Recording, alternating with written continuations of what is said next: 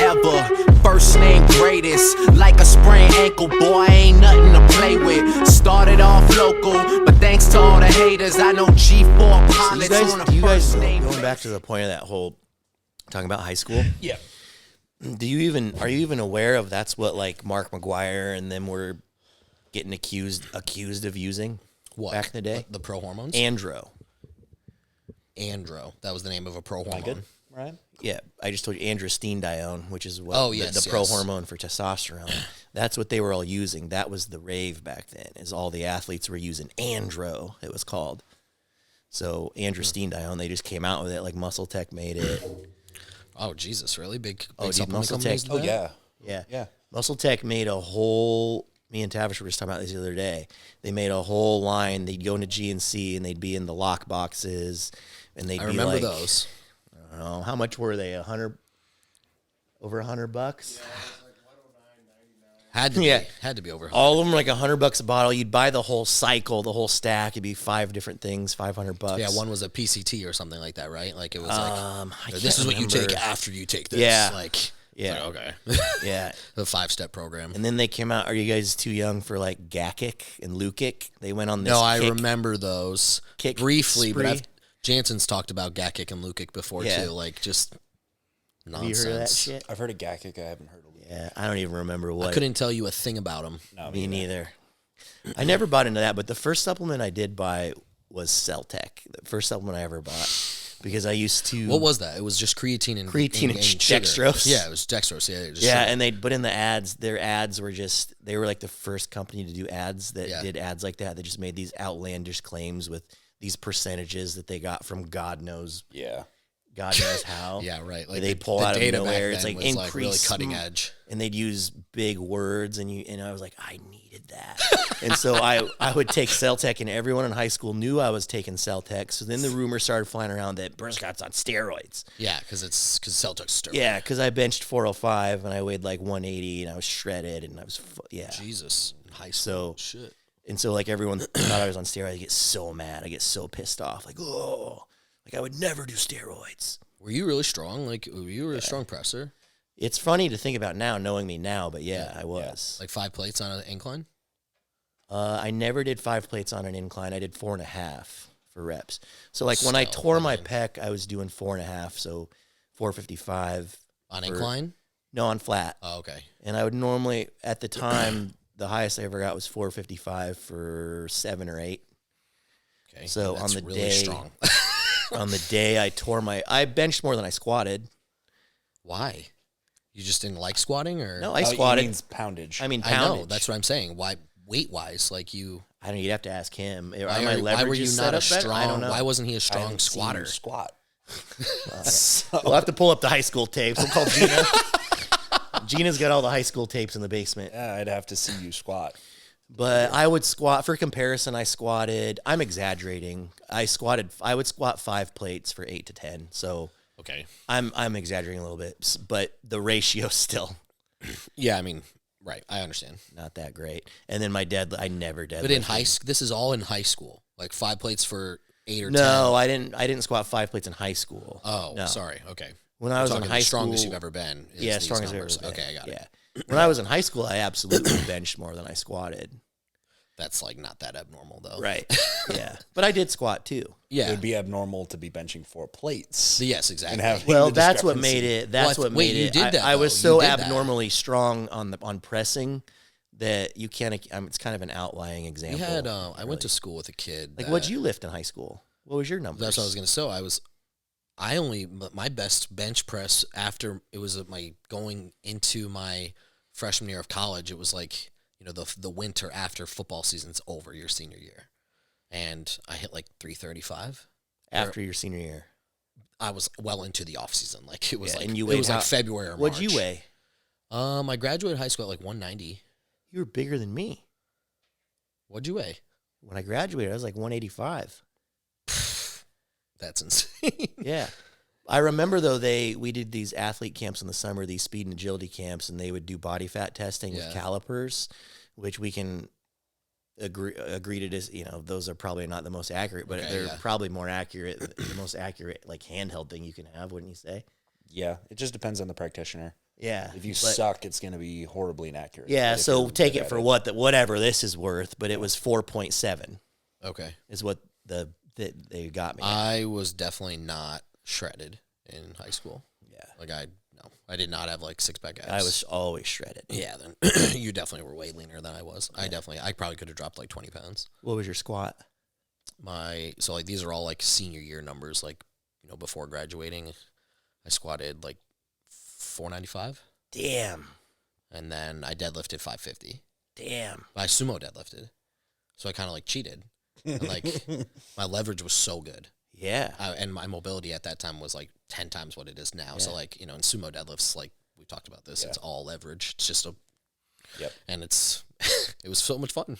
Yeah. How fat were you? Like compared to like you right now, fat? I'm like I was like off-season bodybuilder. Like right now? Yeah. I might be a little leaner in my midsection right now than I would have been like Did as you take steroids in high school? No. So I didn't have that hard look that like I just always have now. You know, like I had some bicep veins and maybe some forearm veins, but like that was it. What was your 40? It's like so hard because like, you know, like there's laser time. Honest 40. See, yeah. So on a laser, don't lie to America. On a laser, I never beat a 4.8. But on a hand timer, I could clock 4.4s. I never did a laser. That's what they do at the combine. So when you see guys running 4.2s on lasers, that's insane. That's lightning. That's like 3.9 on a handheld. Dude, you have no idea what we're talking about. In 40 yards, they'd be like more than 5 yards down the field. In 40 yards, they would gap me by over 5 yards. Yeah, that's a lot of separation. What was your fastest handheld? 4.45, I think it was. 4.45? Yeah, on a hand timer. Jeez, how are you not D1? Because I wasn't good. Yes, you wasn't good enough. You know what I mean? Being fast isn't everything. Yeah, it wasn't. I wasn't good. Nick, I know football. Okay? I know football. You asked the question, but he was. But he was good. But like, I wasn't like. So I was 5. Were you like me? So same height, same height. I was ridiculously athletic. I could play every sport. If I would have just gone to like a combine or something like that, I would blow people away. But on the field, I wasn't as good as that would reflect. Would you say that was you, or would you say you were a better player on the field than your combine numbers reflected? I would say I was pretty even because like my combine numbers, I always tested out really well. So like when I went to those combines, and so I didn't lack exposure. I went to stuff. So realistically, could you have been like an FCS guy? No. So after I went to college and I played Division III, I had an offer from a Division II school going into my senior year, which I never took. I said, I was like, hey, thanks. I'm not going to, commit to anything right now. Like I have a big year coming up. Like, we're coming back to win a second state championship in a row. And we had 20 returning starters. So, so we had like a big year, and I thought, offers were going to start rolling in just like halfway through the year, and they never really came. And then I didn't get that from though. Like, yeah, I mean, New York doesn't get a ton of attention, but I wasn't good enough though. Like, it's not like if I played in Pennsylvania, which has way more attention. I love your honesty, Jacoby. It's very admirable. I wasn't good enough. That's why we're having on the show. Let's introduce him before we get too balls deep in this. Yeah. We have, we're getting better. I caught it. Yeah. We have my very dear friend and the very first IFBB pro to grace us with their presence. Yes. Yes. How does it feel? Feels great. How's it feel I like being being show? First in something. So like I can always say that I'm like, you got first place at Nationals. Okay, yeah, but I mean, like, I'm the first IFBB pro to be on the Go Deep podcast. Going Deep podcast. Yeah. Right? Yes. Going Deep. Okay. Yeah. Yep. So we're gonna go super balls deep in you, buddy. So you got your pro card at the 2021 Nationals. Yep. You won the middleweight class. Yep. Right. Mm-hmm. And what were we talking about before that? We were talking about football because I wanted you to finish that. Yeah, I wanted you to finish that. I had so a finish good that point first. There. So you've asked me like so you should have been D1 like FCS, and I'm like no, because I played Division III and I had guys from that level transfer. So like these are guys that were studs in high school, got the D1 offer, couldn't compete, and then transferred. Mm-hmm. So then that's a talent pool still in of itself, and they were way better than us. Like just athleticism. Who's the best player you played against? Anybody that I would know? That I played against? Yeah. I've actually played against several guys that went, bigger Division I. Jerron Jones went to Notre Dame. He was a defensive lineman. As he was a senior when I was a junior, and he played at like Rochester Aquinas, which is this. It's a prep school. He would know out in Western PA. Yeah, that must be what Aquinas means. What does Aquinas mean? Because it's a Catholic school. There's St. Thomas Aquinas. It's that. It's a Catholic school, and so why can Catholic schools recruit and other schools? I don't know. I guess that's a great question. Because they're private and because they don't have a school district, so they that was a stupid question because you're not supposed to be recruiting. They just can because they can do whatever they want. Yeah. They can. That's actually a great question. Yeah. Because they offer like everybody knows it happens, but there's scholarships. nothing anybody can do about it. Yeah, they do give people scholarships. Yeah, they do. It's yeah. a So everybody, I think they just waive tuition. They're just like, just come on. Yeah, they don't have to pay. Yeah, they're just like, just come on. That's some shit. Was Talent it like that where pays. you live too? Some areas, right? Some areas, but he was closer to that kind of stuff than me. Yeah. Like he lived closer around the cities, so right. You were closer to Rochester, Buffalo area. Well, no. I'm in Binghamton. Binghamton, okay. Yeah, so you actually, because you're Western PA, you're Erie, just north of Erie County. Yes. Yep. So he's the western part of New York. Yep. That borders Pennsylvania, and he's very close to the border. Yes. Because you know how close it gets at the tip. Yeah. Yep. So that's where he was. So It he's does actually get really closer close to at the Rochester. He's tip. technically hours of driving. He's closer to Rochester and Buffalo than I am. Yeah. But my college was in Rochester. There you go. So I learned about these kids because a lot of those they recruit heavily out of that area. High school football is really good in Western PA. It's because it's closer to PA Ohio. is a I don't good get it. football. It's closer to Ohio. And Ohio is a powerhouse. That PA, Western New York, and then Ohio region, like Yep. I don't know what they call that, like River Valley or something like that. Yeah, or something. it's like a that. weird thing. Like Northeast is not good football. Like they don't. Not really. I mean, you have to dip down into Pennsylvania. And that's basketball. not really Northeast. That's more Mid-Atlantic then at that point. Yeah. New Jersey is good. I think New Jersey's a good football state. They have because they have prep schools. So, was it St. John Bosco or John Bosco? John Prep Bosco, is yeah, in New Jersey, okay, I forgot about powerhouse. that, They won yeah. a national championship not that long ago. Yep. Then there's Parath Smiths. There's one main Catholic school in Bergen County, which is like North Jersey, and that's like right outside the city. So yeah, they've got studs. My point of that is you've played against D1 guys. I've played against D1 guys. So what you're saying is you had that frame of reference to go by. Yeah, there was a talent. You can tell when you're around those guys. I'm like, I am not like these guys. Here's how I knew. I was a weight room warrior. Me Like too. I crushed. If I that. didn't, If I didn't give all that effort, I would not have been very good. me too. Yep. I sucked. It was all on the work ethic. freshman football team. I didn't even play. And then that's when I started training in 7th grade. So by 10th grade came around, that's when I dropped some nuts, and I had a growth spurt freshman and sophomore year, but that growth spurt, happened at the perfect time because I was training my balls off, literally, and that's what made me good. So sophomore year, then I started.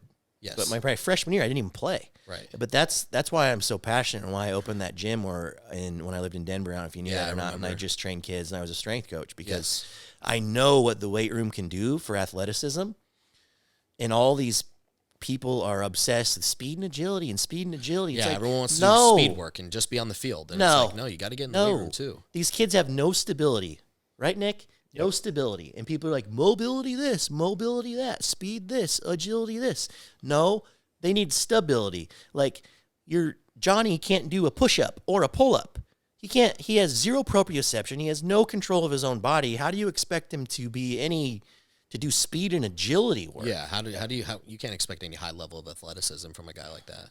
Yeah. Well, the bigger thing is the injury risk because you do all Exactly. field drills Yep. and you don't have the actual, you don't have any resilience. At an all-time high, non-contact knee injuries at an all-time high, even at the high school level. Yeah. It's getting worse every year. Yeah. There's too much sports-specific training being done. That's a to problem, young too. Kids. That Very you don't wanna sports-specific. We didn't grow up like that. No, you play played you everything, play different sports because you didn't develop. play ball sports all the time though because you Nick wrestled. Nick probably has an interesting perspective on this, but when there is actually, I think, data that supports that if you only play one sport and you're sport specific at a very young age, you only get good at one It's area, like one whatever that movement sport. pattern. You are not well rounded. Yeah, you're not well-rounded at all. Something you're not used to doing. It's like a foreign language. Yeah. Do you have anything to add to that? Like more that's better than what I just said? Well, the issue being that they're not getting exposed to enough is the problem that you're poking at. Doing more sports, not necessarily the biggest thing, but it's an easy way to do it. Getting into the weight room for them is just exposing them to more movement, getting them moving in planes that they aren't already, and then it's not testing them on the same exact Well, I'm parameters. not including the weight room in that. I'm saying different sports. Well, different sports are definitely going to open their horizons, make them more resilient to doing more things. Right. Yeah. We want them to do that. Yeah, I want them to do that. Yeah, there's going to be a ceiling to how good you're going to get in one thing. Yeah. If you only, unless, of course, you are specific in doing only one thing, and it's very skill dependent. So, like, if you just did golf and you only did golf. Yeah, that's a great point. That's one sport. Any sport that involves running, jumping, or any there's exceptions type of physical, to the rule. I mean, you could even make the argument for hockey because of ball stick skills. Yeah, you could. But at the same time, those guys are wildly athletic. Yes. So I've trained with a professional hockey player, Jerry D'Amigo, who had a short career in the NHL, but nonetheless, he's in the NHL for 3 seasons. Yeah. So I trained with him at BX Player Development out of Binghamton. I'm not sure if you've heard of it, but that guy was a professional basketball player that trained athletes. So that was like college. I found this guy, and I wanted only sports-specific stuff. But that was after I had already funneled down to that, because we played all 3 ball sports, football, baseball, basketball, all the way through into high school. And then it wasn't until like later in high school that you started to kind of funnel your sights on what your skill was. Like, hey, pick your best sport and go. Yeah. But these kids are doing it like 5, 6, 7 years old. Like, they're not playing all these sports. They're just training. So they're only developing skill in one thing. Yeah. They can't shoot a basketball and hit a baseball and throw a football. Where they can't do all 3 things. You just made me think of another statistic I read. It was 80% of D1 kids grew up playing 2 or more sports. I would believe it. And I don't know if that's a cause or correlation thing. I mean, that could just be a correlation thing. It's like, well, you're super athletic, so you play multiple sports. You know what? I remember it could go either way. It could be both ways. Do you remember the old videos of like Allen Iverson and Randy Moss and those guys like killing guys on both basketball and football? Yeah. You just like don't see it anymore. Well, how outrageous is it today to think that Deion Sanders played football and baseball in the pros? Yes. Insane. He played Bo Jackson too. He played a baseball game. He played in the World Series and in a football game in the same day. Same day. Yeah, they benched him at the World Series because they were being spiteful. He was late or something like that? No, it was in his contract that he wasn't, if they're in the postseason, he wasn't supposed to play football. But he's like, I'm not abandoning my football team. Fuck you.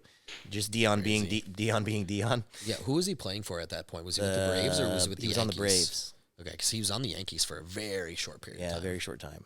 But it's wild to think. And then a guy that there's another guy that did both that nobody knows about. His name was Eric Davis. He played both sports. Nobody's ever even heard of him. Yeah, no clue. Yeah, and then obviously Bo Jackson did it. Was it because he wasn't very good at either?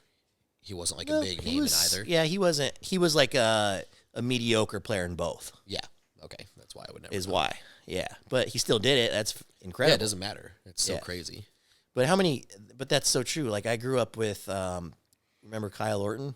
Yep. They tell you that? Yep, Chicago Bears. Yep. He was our quarterback, so I was 2 years younger than him. But take someone like that. So you view Kyle Orton playing football, and you're probably watching, and you're just like, oh, it's this, like, not very athletic guy back there that has a decent arm. Yes. No way. Growing up. Smoked you guys. Smoked us. In everything. He was good at baseball. He's good at basketball, in football. I mean, he was good at golf. He was good in everything. Yeah. He would kill everybody. And that's the type of athletes that people don't. That's what I'm saying is, like, these guys are just different. Yes, you can tell. And when you see that and you have, you're a realist and you have some self-awareness like you do, which is why I love you so much. Yeah. You see these other people and you're like, I am not that. Yeah. Yeah. Like, I know my place. I'm a D3 guy. Yeah, it's okay to admit it. I wanted it. Trust me. Nobody wanted to be D1 more than I did. Oh man, I mean, me too. I was as dedicated to football as I've ever been dedicated to anything in my entire life. I never missed a workout, and I trained 5 to 6 days a week, every single week from my freshman year all the way through to my sophomore year of college, and that was when I stopped playing. So I played 2 years college football, and I lost my passion for it. Yeah. But I wanted it more than anything. So me not going D1 was like this huge letdown. Yeah, me too. I put a lot of pressure on myself, and the reason why is because my parents don't make a ton of money, and that was expensive. Like, sports-specific training back then for them, that was a lot of money every month that I was they were sending me to go there. I mean, it wasn't free. And so I was like, I got to get a scholarship. Like I have to pay for college. That way my parents so you were putting ROI. They want, so you were putting that pressure on yourself for them. I didn't do that. I was selfish. I was already, cause I wasn't thinking about that. I already knew like the value of money, like really early on. And then I also found that I really liked accounting classes and finance classes in high school. So I really then became like aware. Oh, so you thought you were going to be an accountant in high school? I ended up getting a finance major. I was finance bro after college. So you can be an accountant right now? No, I don't have a CPA or anything like that. I would Why need didn't you several get levels because that wasn't my major. I was a finance major. Oh. But there's a lot of accounting classes taken on the path to getting a finance major. It's still numbers. So anyway, I was just very aware of money and how much stuff costs and everything like that. So yes, I had that. I put that on myself that I was like, I need to get a Division I scholarship, or like I fucked up. Like I didn't help my parents. You grew up. You were close with your parents. Yes. What are your parents like? Explain them to us. My mom. How did you grow up? I have a very traditional upbringing. Traditional. Very American. Conservative. Yes, very conservative. Yeah, that makes sense. You're very conservative. We are. Now, I will say from a political, I am conservative, but from like my parents. I'm not talking about political. Oh, I'm saying like hanging around you. You're very quiet and reserved. Yeah. So anyway, my mom is. Hey, growing up in your house though, like seriously, like yeah. What was it like? Like, could you bring like girls home? Could you like? I got away with murder. Could you cuss around your parents and just like be yourself? They didn't like that. Did you have to like? They didn't like swearing that much. I mean, I did, and I got away with it for sure sometimes. But there were other times where so I got you had girls over. Oh yeah. Really? Yeah. I mean, my parents they gave me a lot of. I want to hear about. I want to ask you all the same questions when he's done because I'm very interested. Okay. Oh my gosh. Him? Yeah, I want to know about him. And so, yeah, I mean, I had a lot of freedom. So I have an older sister. Like how much freedom? Did you have a curfew? I'm going to tell you. Oh, you're going. Okay, so I'll I just let you I rip. had an older sister, Megan, and my parents were very strict on her. So like, I feel like first kid they're like really strict on. And you know, I'm the second of two.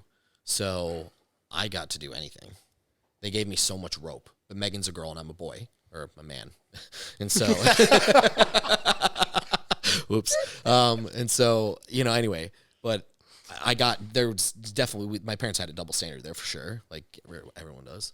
And so I got away with anything, like, and not that I actually did anything to get away with. Like I wasn't a bad kid. I didn't get in trouble. Did you get good grades? I mean, pretty good grades. Like I didn't really apply myself in high school. It was just like, we've talked about this too. Like, it's like, he's incredibly intelligent and I have a certain level of intellect too. Yeah. He's kind of smart. Yeah. Incredible. I'm all right. And so, but if it doesn't interest us, it's like so difficult for us to try. And then we'll get like a subpar grade because we didn't try because it's not interesting. Yeah. So like I said before, I liked numbers. So like I did well enough in science on the way up, but then it got really complex and I said, this isn't me. I don't like this. I want brass tacks, like A plus B equals C. Like, so what were you getting, like a D in science? No, I'd get like, I mean, it was number grades in high school. So like you had a number. So like out of a scale of 100, like I'd be in like the upper 80s, low 90s. Oh. And so, but I mean, my high school was super competitive. So what like, was your GPA? I think I had like a 92 average GPA. That was what they gave us. Like it Oh, wasn't you on a 4. guys didn't go on a 4 No, scale. but I only knew I've that never scale heard after of I that. learned in college. Oh yeah. It was just a This scale is of the like, first time I've heard it's your like, scale. you know, it's just a scale of the numbers. So like 90 to 100 is an A. Yeah. And then 80 to 89 is a B. Yeah. So yeah, I think like a 3.5 is a B. Yeah, I think I'd be like maybe slightly over a 3.5. What was your GPA? In high school? Yeah. Tell the world. I don't have great memory of it. He'd have like an A triple plus in like the Cindy. 2 classes that he wanted. Yeah, you could definitely call Cindy. She'd be able to tell you. But it was pretty high. It was high. Okay. Yeah, I was mostly A's in everything. Because I didn't know Out if of the you were, three I of didn't- us, I he's could see, definitely the I could see highest. Nick being one of 2 kids. The kid that was so smart, he's like, this is such a fucking waste of my time. Like, Yep. and just skated by like to do the minimum because he's like, this is dumb. I could see Or that. I could see him getting like a 5.0. Yeah, but I could see that side too. You see, I could also see him getting a 5.0 also without trying. No. Which one were you? You have to try. I had to try really hard. I hated school completely. Yeah, Like I know every- this. It's funny because every Nick part double about it. majored in college, Yeah, and but he I hated school. I hated school in college too. I say this all the time: is that college was legitimately the worst period of my entire life. and it probably But will is not that change. because of school or because of the circumstances, like while you were in Did school? you live on campus all 4 years? I lived on campus for the first 3. And Did you live in a last year I dorm? was off. Where'd you go off? Like It was just an apartment complex that was just really close by. Wait, hang on. Did you live in a dorm? yeah, for sure. Who was your roommate? Actually, Well, you don't have to say who it was, but like you had a room. Yeah, what was your roommate like? Yeah, I'm thinking about Nick living with a stranger. actually, you know the story, but it's going to come back to you as soon as I say it. You actually coached my roommate. Oh, Ben? Yeah. Oh, that was your first one? Yeah, Ben That's Wieschock. well, I knew that you knew him from college, but I didn't know that was your first. Yeah. So funny story with him actually is that I knew him before actually going to college because we were both wrestlers. Yeah. And so we nice, lived not close, but close enough that we had. Wait, did you wrestle your whole life? What age did you start? I started when I was like 8 or 9, but I didn't really care about it. No. That's still early enough. 9. It's still That's plenty, early. That's Yeah. still plenty early. If my memory serves And all through properly. high school? Yeah. Yeah. All the way to I the would finish. say your whole life. Yeah, all the way I to the would- finish of high school, yeah. I'd say that's probably So, you can but count that. wrestled against Ben, and so we wrestled twice. And he couldn't beat me. So he always held a grudge over that.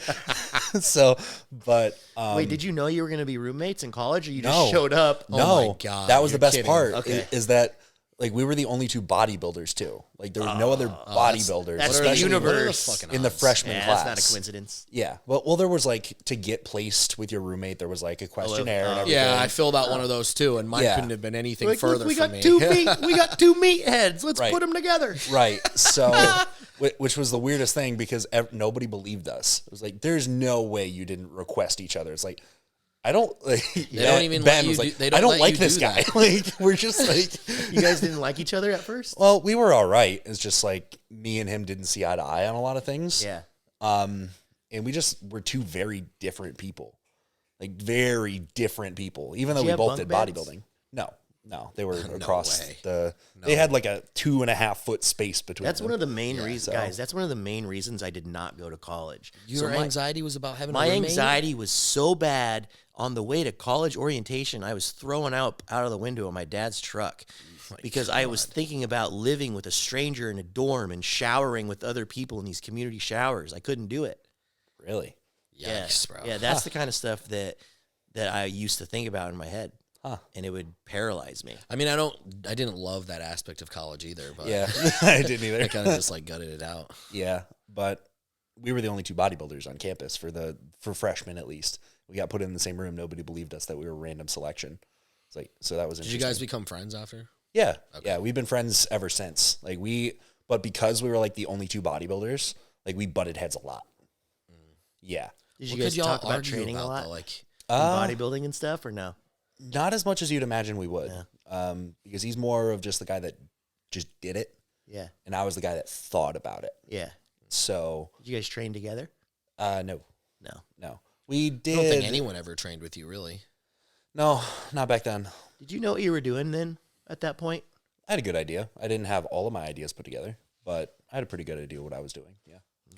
Yeah. Not a ton. What about high school? What were your let's go over what were your high school numbers? Oh, I At was what trying. age- I was trying to think of it while you were doing it. I'm like, Okay, I don't good. even- Oh, damn, you can't remember? no, but I do remember. I have some memory of like being in either middle school or high school or something, and looking up to some of the guys that were on the football team. Yeah. And a couple of them that also wrestled that were a year older than me, and Do you just have any being blown specific- away by what they Yeah, could do do. you have any do you remember their names? You don't have to say them, but do you remember Yeah, their names? yeah. Like me too, yeah. Yeah, there's Kurt Hendrickson, I remember walking in the weight room when I was in 8th grade, and he had his shirt off and he was benching like 3 plates, and I'm just like, I saw him and I'm like, holy fucking shit. I want to be Kurt Hendrickson. Yep. Yeah. Yep. So there was, I remember, I have a very vivid memory of being in Darwin's gym, the gym I grew up in, and seeing Steve McNolly squatting 315. I was 315. Like, yeah, that was it though. I was like, that's impossible. I'm like, how is that possible? How is this guy this I strong? remember at Right. that age, you see 3 plates, and because you can't even do a 25 or whatever. I was at right? like 185 or something Yeah. like that, and I was struggling. So I'm like, how? That's so funny. Yeah. So you weren't like super like relatively strong like when you started out. No, not when I started out. Were you strong as a wrestler? Because you know how Yeah, there's... I was. So you had like, So you are it wasn't moving, weight you're room moving strength? people strong. Yeah, it I was was actually that's what I'm gonna more say, yeah. weight room strong than I was moving people strong. Because what? when I started, I wasn't that strong, but I got strong quick. Oh, okay. Yeah, I just don't remember my numbers from high school. Oh, it's like especially on my big movements, like I got a lot stronger on those in college because I decided in college like I'm not going to be weak at this. I've gone back on his Instagram and looked at those. Well, he showed me all of his old pics. They're great. I remember a lot from the Brockport gym. Mm-hmm. What did you weigh when you graduated high school? I was about 180. You were a lineman. Yeah. Yeah. Jesus. Oh, dude, when I was playing football, because I stopped playing football after my sophomore season in high school, and I weighed about 150 pounds then. I was the Playing nose tackle. Yeah. no. Center, I was the starting center. Oh, Yeah, so but still. I'll correct that for you though because you're getting partially right. yeah. Is that I played defense and offense for the majority of the whole time I played football, and I loved it. I liked playing both ways, and I was the nose guard. Yeah, for sure. That was my position. No one else was taking that for me. Like I was good. Why'd you stop playing? Because when I went into high school, like first day at practice for the high school football team. So like varsity, you're as a 10th grader. Mm-hmm. Okay, so Yeah. he played. Okay, Yeah, I was JV as a freshman, and then varsity. and then I got brought up to varsity in 10th grade. And first day of practice, we were put down on the line. Just everyone was lined up. Everyone that was designated a lineman was put on a lineup and just told to get into a stance and hold it. And I got into my stance, and the lineman coach walked right by and was like, "You're going to be a center." Like, I've never in my life. But I don't want to be a center. Exactly. Yeah. That's what I was like. I was like, I've never snapped the ball. I've never done any of that. It's like I play defense primarily. Yeah. He's like, don't care. You're center now. Like you're gonna go And they over wouldn't there. let you play both ways. No, I only played offense, and My school didn't play both ways see, either. I didn't see a single play. How many of your defense. school was big enough that they could not play both ways? I'm actually really surprised by this. I thought you went to a small school. Yeah. I did. Graduating many- classes were like between 100 to 150 people. Wow. Yeah, you got to play He's both smaller. ways. He's smaller than me, but not that much smaller. Mine was I was like- only 196. Yeah, Mine was 350. Yeah, that's a big school. In New York, that's a massive school. that is a massive school in New York. 'Cause that's if like, you're you not know, city that's- side, yeah. You know what's Yeah, that's you know like- what's funny? is yeah, you guys if- are yeah, from New right, York if you're and I'm not- from yeah. Iowa.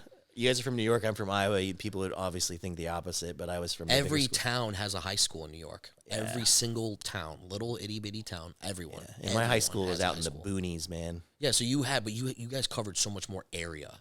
Like your square mileage of your school district had to be so much bigger than ours. You know who would have been? You know who would have been D1 if he was 3 inches taller? Brett Wilkin. Brett Wilkin. I knew you were gonna say Yeah. that. He was a mean athlete, dude. See, that's what I'm saying though. It's like there's guys like that even at the D3 levels that it's like talent wise and athleticism wise, it's like this is a D1 talent, just doesn't have size. Yeah. You know, and I wasn't like that. I didn't have the size, and I just didn't have enough athleticism. Yeah. So that's why I knew I was D3. But you had the awareness. But so Brett then also was a 4-year starter at D3. That's not normal. Yeah. He was an All-American 1 year. Dude, you are a baller if you're an All-American. Brett Even at was D3. a baller. He was. Yeah. Yeah, he was phenomenal. Yeah. So that, and he said he was better at baseball.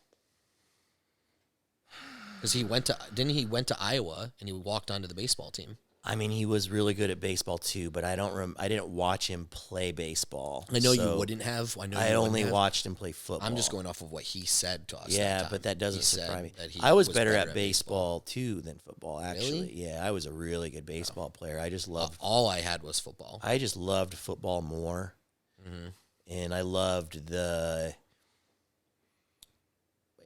people cared about it. Like the whole community cared about our football. Yes. You know what I mean? Yes. Like the whole town shuts down type shit. Yes. On yes. Fridays. Yeah, and that it only. And, Oh, that was just so cool to me. That's only happens with football. Dude, I still- and on towns like ours, I still dream about high school football. I loved it. Yeah.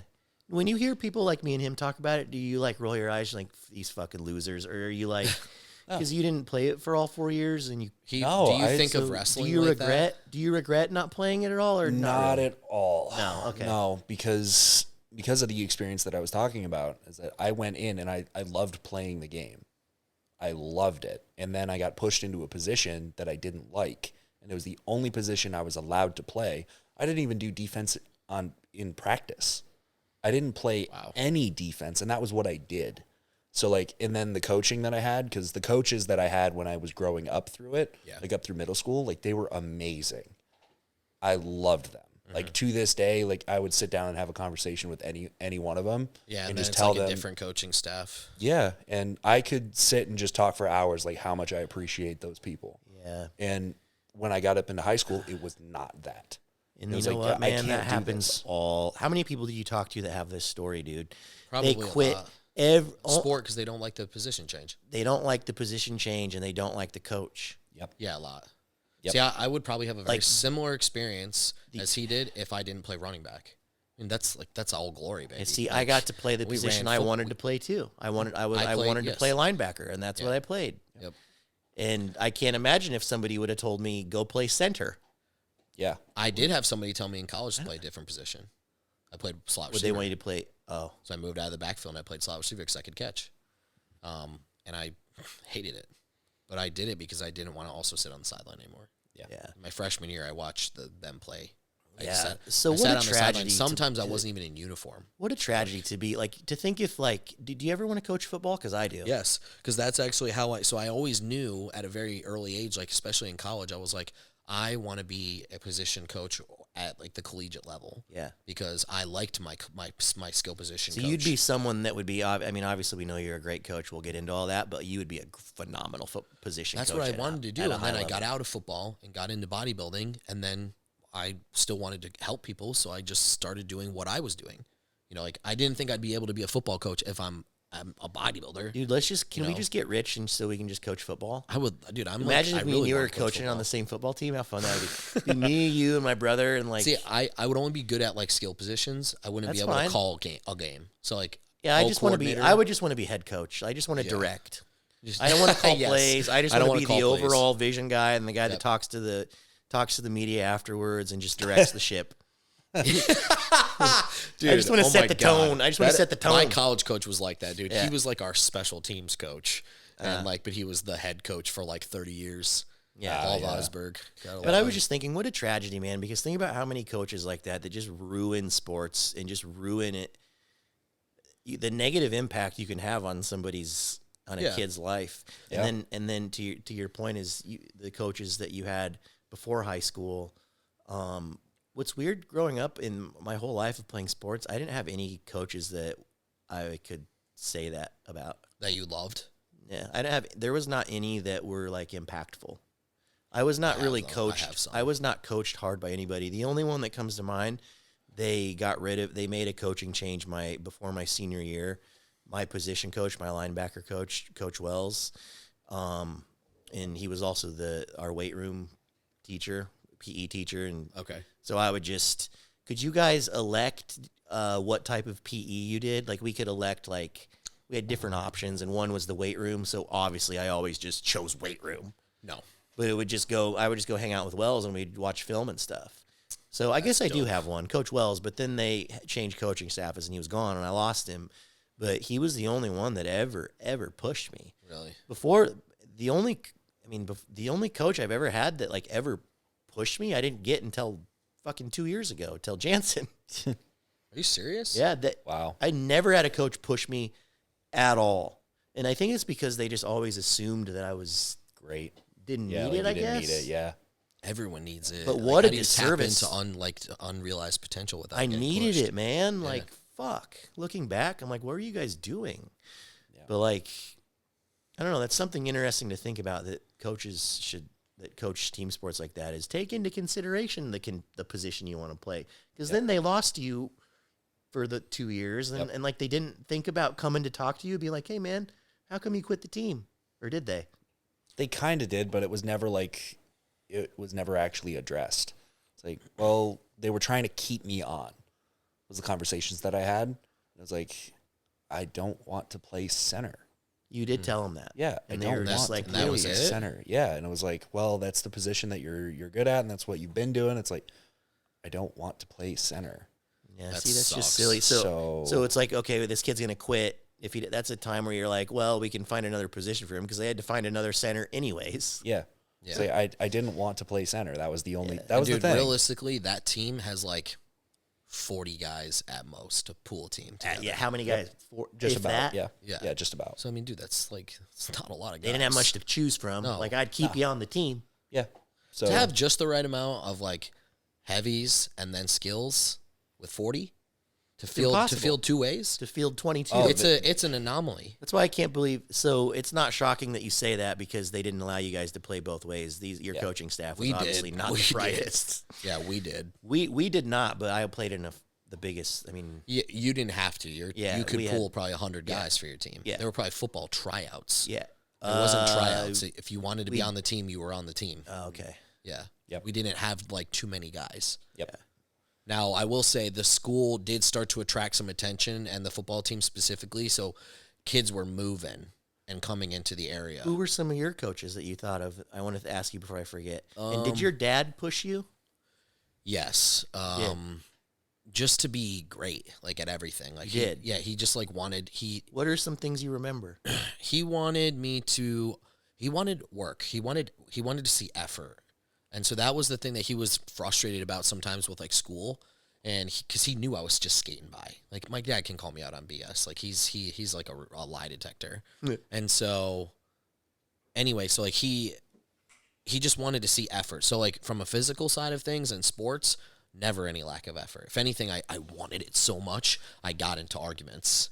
I'd get technical fouls and flags thrown on me and whatnot. Some fighting on the field or whatnot, not like fist fighting. I mean, we're not talking a brawl, but you like, were firing. we were pushing and like, or whatnot. Yeah. Or hey, if I'm pissed off, I'll rip someone down by their face mask. Dude, we would have fought so much playing each other. We would have fought. So anyway, so I'd get, I get stuff like that, but not much. Was your dad like a loud guy in the stands? If he needed to be. Yeah. Barry, get up there. Here or get down. Everyone that's only listening, Barry, Matt's dog and his son is now climbing his way onto the couch to love Justin. He's like, lay down. Yeah, I love you, Justin. For those that don't know, Barry has a lisp. We're not. Yeah. Yeah. Yes. Yeah. Like, oh, that's very nice.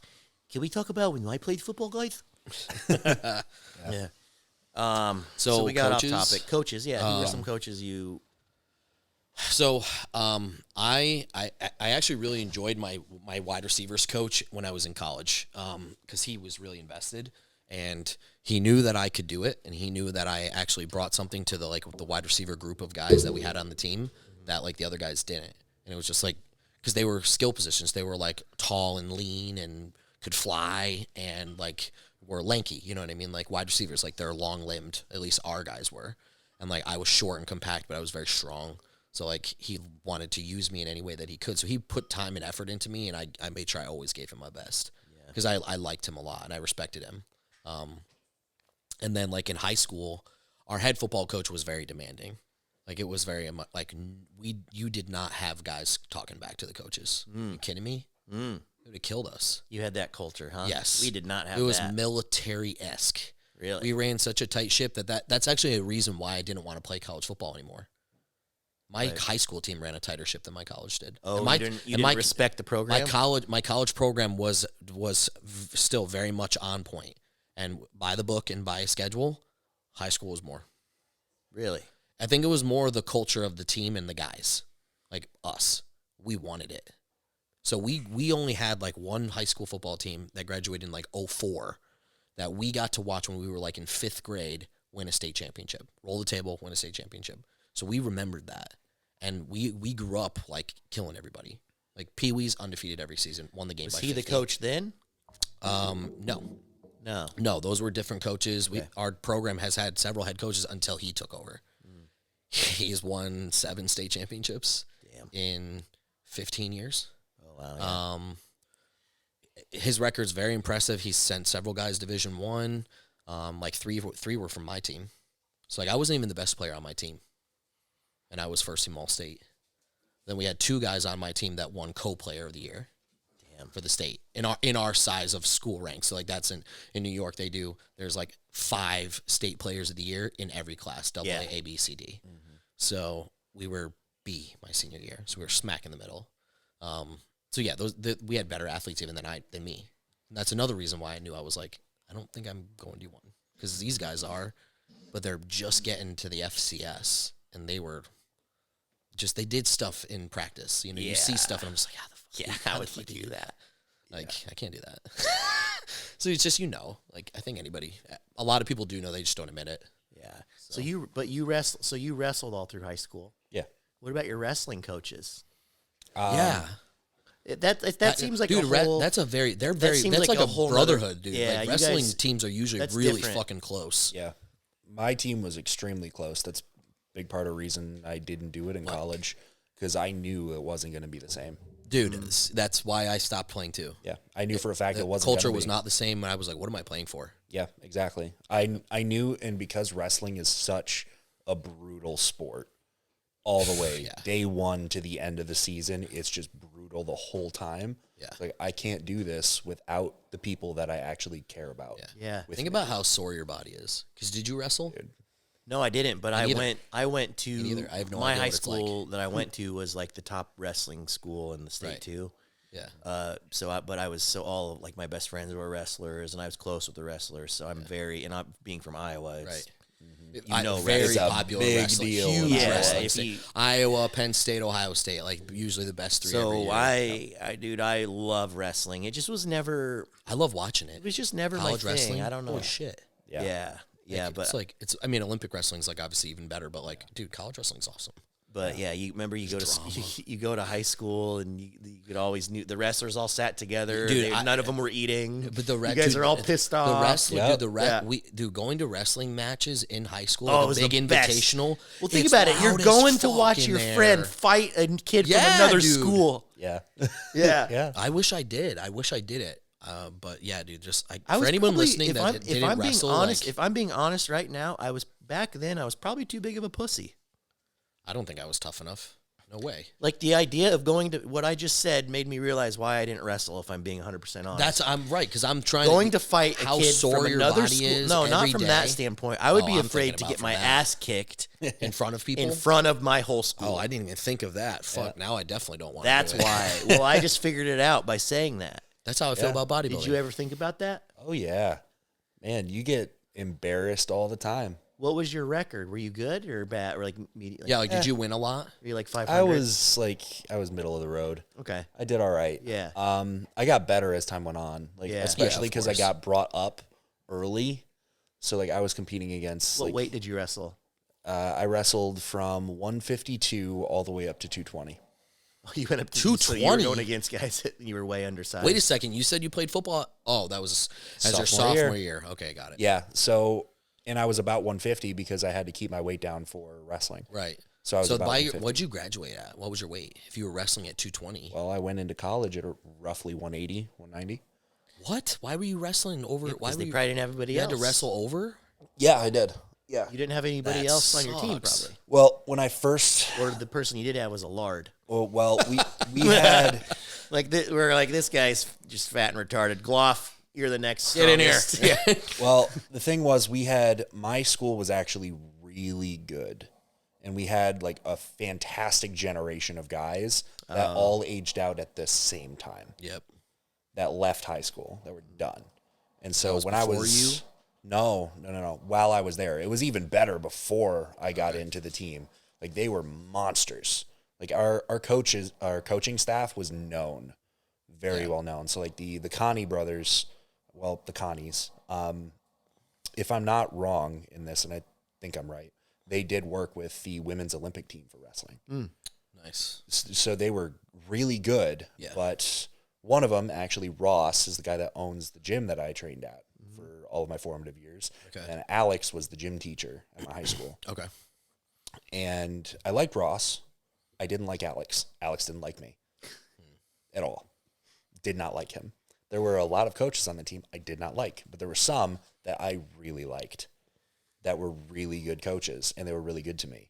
And going through the process of it all, like we had fantastic people. And like you were saying with like military type training, like the structure, that was the way it was. Yeah. It was the no fucking around crew. Dude, if you were late, especially while Alex was the head coach because he had stopped being the head coach after the prime generation was done. Yeah. He stepped away, and then he kept butting his nose into everything anyway because it was his team, but it wasn't his team anymore. If you were late to practice by like a minute, literally, like, you're not the one that's getting punished. You're going to sit on the side of the practice room, and the entire rest of the team is going to spend the next 3 hours getting pushed to death. And you're going to watch, and they're going to hate you after. That's how it was. Yeah, that's. I know exactly what you're talking about. See, Yes. I grew up. It makes you feel 10 times worse. Yes. I had none of that ever. Yeah. My dad wasn't that way. No coaches were that way. And maybe that's why I turned out to be a lazy piece of shit. Well, and I'll keep going with this, is that for wrestling, you brought it up for like whether or not I got embarrassed or anything, or you thought about like how you're, all the time. Really? Oh, yeah. And if you got pinned, because if you lose by getting your shoulders pinned on the mat, it's over with. Yeah. Yeah, it's done. It's an automatic Done. loss. Knockout. Yeah. Yeah. Yes, yeah. Pretty much it's a knockout. It's a knockout. If you got knocked out, you were doing neck bridges for forever. Yeah, really? You'd get punished for getting pinned in a match? Yes. Wow. So we didn't take it that far. Yeah. So a neck bridge, like, do you know what that is? Yeah. Okay. So you would do that for like as long as they decided you were going to do it. Yikes. So it would be like next day at practice, you got pinned. It's like, all right, well, you're going to do neck bridge. Maybe I'll get you to stop at like an hour in or something. Damn. Yeah. Wrestlers have huge necks. Yeah. Yeah. You had to. Yeah, Or else yes. you're getting hurt. You're using your noggin a lot. Yep. So, and it was very embarrassing. It was very emotionally difficult for a lot of guys. Yeah. But it's just something that you did, and you knew, because like my coaches were really good. Some of them were better in support, and other ones were better at just like crushing your soul out of you. Well, you need that balance. Yes, you have to. Yeah, the good cop, bad cop. You gotta routine, have you it. have to have it. Every team's got it. Yep. But it wasn't a play either. It was just like a couple coaches that were supporting you were just like, So, Nick, like this is Yeah, it wasn't okay. fake. It was like, No, it this was is like- your personality. This is his Nick, personality. I'm curious. I'm curious to hear from your mind as a teenager as to why didn't you like some of the coaches? No. What made you not like them? I did not like just how honestly. Do you think being older now, did you actually have a legitimate gripe? Yeah. Real quick before you answer, does anybody want Culver's? Oh, Yes. Tavish gonna go. They close at 10, so it's 9. Whatever Matt gets is what I want. he knows what I get. It's the Yeah, double, right? Yeah, the double with cheese and everything. I don't need tendies. He just No, wants all- the burger. I just want the burger and the fry and the concrete mixer. Just do the Don't even the- edit this the out, by Cookies the and way. cream, like the Oreo. And vanilla. I wouldn't edit any of Sorry. this. I actually really would love to use the restroom. Do we Go. get is there a bathroom Yeah. break? Yeah. Is there, Okay. when is halftime? I can hold it until halftime. Right now it's halftime. Okay. Yeah. Go now. I got a P2. Why didn't you like? Okay, yeah. So then, looking back, because I'm asking you that because sometimes I think about people I didn't like when I was that age, and then you get older, and you're like, dude, was my gripe even valid? Sometimes yes, sometimes no. So Yeah. I had some legitimate ones. There's some that I can't say because it's just not. I got your. I can't. Yeah, I got you. But then there are some that still would be showing their character. Yeah, That would definitely just speak for itself. So like I got you. there's been like personal matters that went on within the team at some points in time, in wrestling specifically. And the coaches that I really didn't like had a way of turning the world on you and like making. This is why I asked you because I knew you were going to be able to categorize it and not give a specific example, but yeah. yeah. So like they would come down on you, even if it wasn't you. It was just you're involved in some way or another. It's like, this is all your fault. Everything, this is a problem, and I'm going to make it a problem for you now. And it's never going to escape you. I'm never going to forget. And this is just going to be what it is.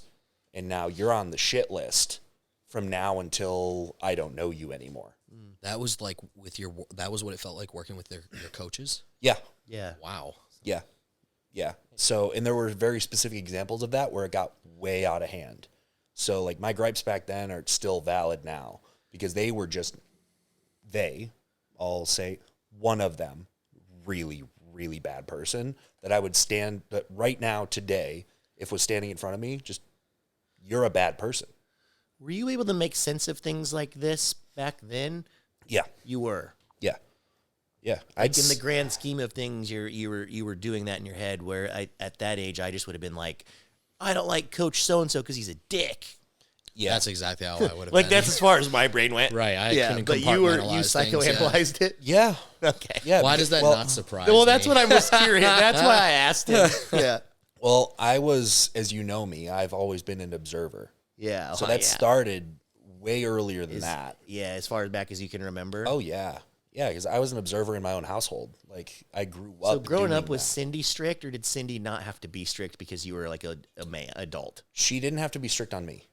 Okay. Yeah. I actually, just like you, I kind of got away with murder. Yeah. Just couldn't do any wrong. Like, I got in trouble, don't get me wrong, and I'm sure you probably pushed a button or two, Yeah, I did, but, like, just wasn't the same. Like, our other siblings. Like, No. They had it way worse. No. You know the worst thing I was ever did? sneaking girls over and taking them downstairs and, like, you know what I mean? Like, when Yeah, I was wasn't like doing that. 17, 18. Okay, well, that's what I was doing. I wasn't did much that of a once. ladies' And I man, though. partied in high school, too. Like, I got a lot of partying I in did high school not. then. So, yeah, I got You did partied out. not I was party, partied right? out by the At time all? I was in college. I was never invited. Well, Oh, my God. I know that you didn't drink, but I didn't know if you like went to parties and stuff. I didn't either, No. actually. I was never invited. I went to a couple sometimes, but I was so terrified at my school was they call them code offenses, a code offense. And every year, someone on the football team over the summer would get caught at a party by the cops, and then you get what's called a code offense, and you're suspended for 50% of the season. What? Woof. Yeah. So we'd start every season off. They would take it. It was that we played 9 games. How many did you guys play? 8 regular season. Then we would have 2 playoff games. How do you have 2 playoff games? You're guaranteed 2 playoff games? Would you be like a round robin? No. If you made the playoffs. Oh. Like section playoffs. Okay. So, like, you'd win your section, which 2 playoff wins after regular season wins your section. So that would be your 10th game, essentially. Yeah. And then then you start the state playoffs. Yeah. So we would be suspended for 4 games. So we'd start off. Yes, exactly. We'd Your start off guaranteed schedule. every season missing our two or three of our best players for 4 games. Yeah. So I was terrified. I never went to parties, and I didn't care to go anyways. To be honest, that type of even at that age, I saw past like I'd rather just stay at home and hang out with my girlfriend I had at the time, and we'd just watch whatever. I didn't. Yeah. It wasn't really my scene. Yeah, I wasn't a partier either. Yeah. But I wasn't invited, so I didn't get the opportunity. But that was because You were a partier, so you were was. drinking and stuff. Yeah. Yeah. No shit. Yeah, I mean, but it's like, see, that wasn't abnormal though. Like where I grew up, like everybody. No, was doing I it. know everybody did They were mine all too. doing Yeah, it, I was so it an wasn't- I was an outlier Yeah. for sure. I did. I mean, There I were got- some kids that were late bloomers. Like I remember, How old were you when you first got drunk? 14 or 15. Okay, I was 15. I did around get there. drunk when but I was 15. a freshman when I was 15. So I graduated high school at 19. Yeah, you said that. Whoa. I was 17 like Nick. So I say this all the time. My Mom, parents put mom my- play this role. my roll parents this did, back like, for the Dad. EK God damn it, thing. they started me in school too early. too early. Yeah. Yes. You shouldn't be. I don't agree. Like, so y'all should have waited. Hold a me year. bahave Yeah. You should have waited. My dad's like, Think I about how know you would have crazy made it to the been in NFL. sports. Think about how crazy you would have been in sports. I know I had a whole Your other senior year year. would have been. You would have fucked people. Would have been up. a man. So I had actually guys in college say that they graduated high school at 19 or at 17. I graduated at 19. They were like, "Are you kidding me? I could have played a whole nother." They're like, I dominated kids as a senior. This is them saying this. They're like, I can't even imagine if I had another year. Your I would parents held crush you them. back to the absolute limit.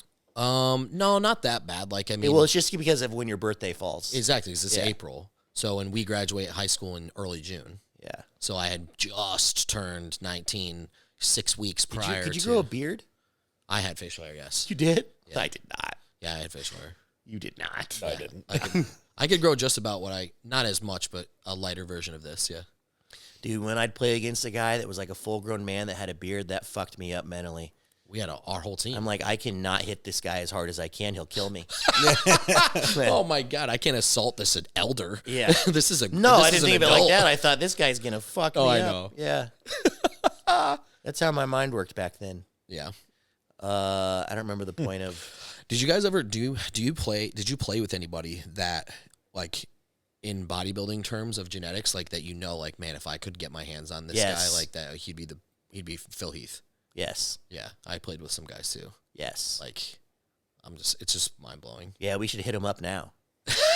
See what they're I doing. wish. Let's build our rosters. Everybody that I played with or anything, even in my college guys, like almost everyone's fat. Well, they still got the genes. Yeah, they do. I just remember some of these kids I was just like playing with, and I'm like, I was relatively muscular because I lifted weights. I trained. But these kids what age did you start lifting?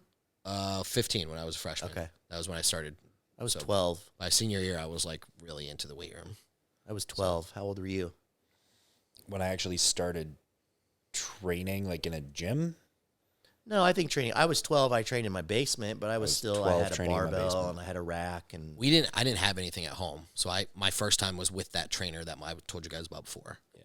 I started with him right away. Oh, you had a trainer. That's why I'm saying I wanted to get the scholarship because my parents invested all this money to send me to this sports specific. I didn't know you had it right off the bat. Right off the rip. Damn. Because he was helping several guys on my football team.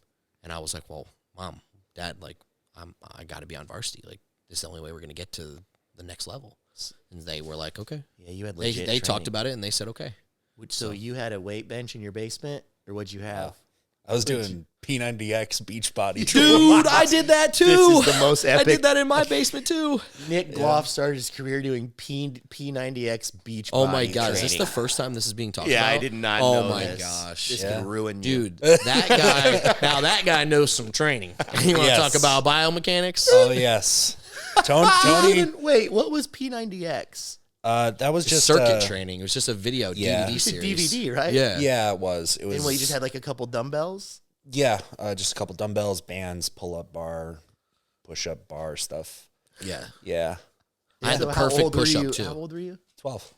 Yeah, I was 12, yeah. Yeah, so I was just doing something. Yeah. Is really what it was. Hey, it's better activity, man. And then you were how old when you joined a gym? 14, 15. Yeah. Was it just like some local gym that you went in and you didn't have any instruction, or did you have someone teaching you? Didn't have any instruction. That just blows my mind that kids do that because I never had that. Yeah, I was 19 before I ever joined a gym.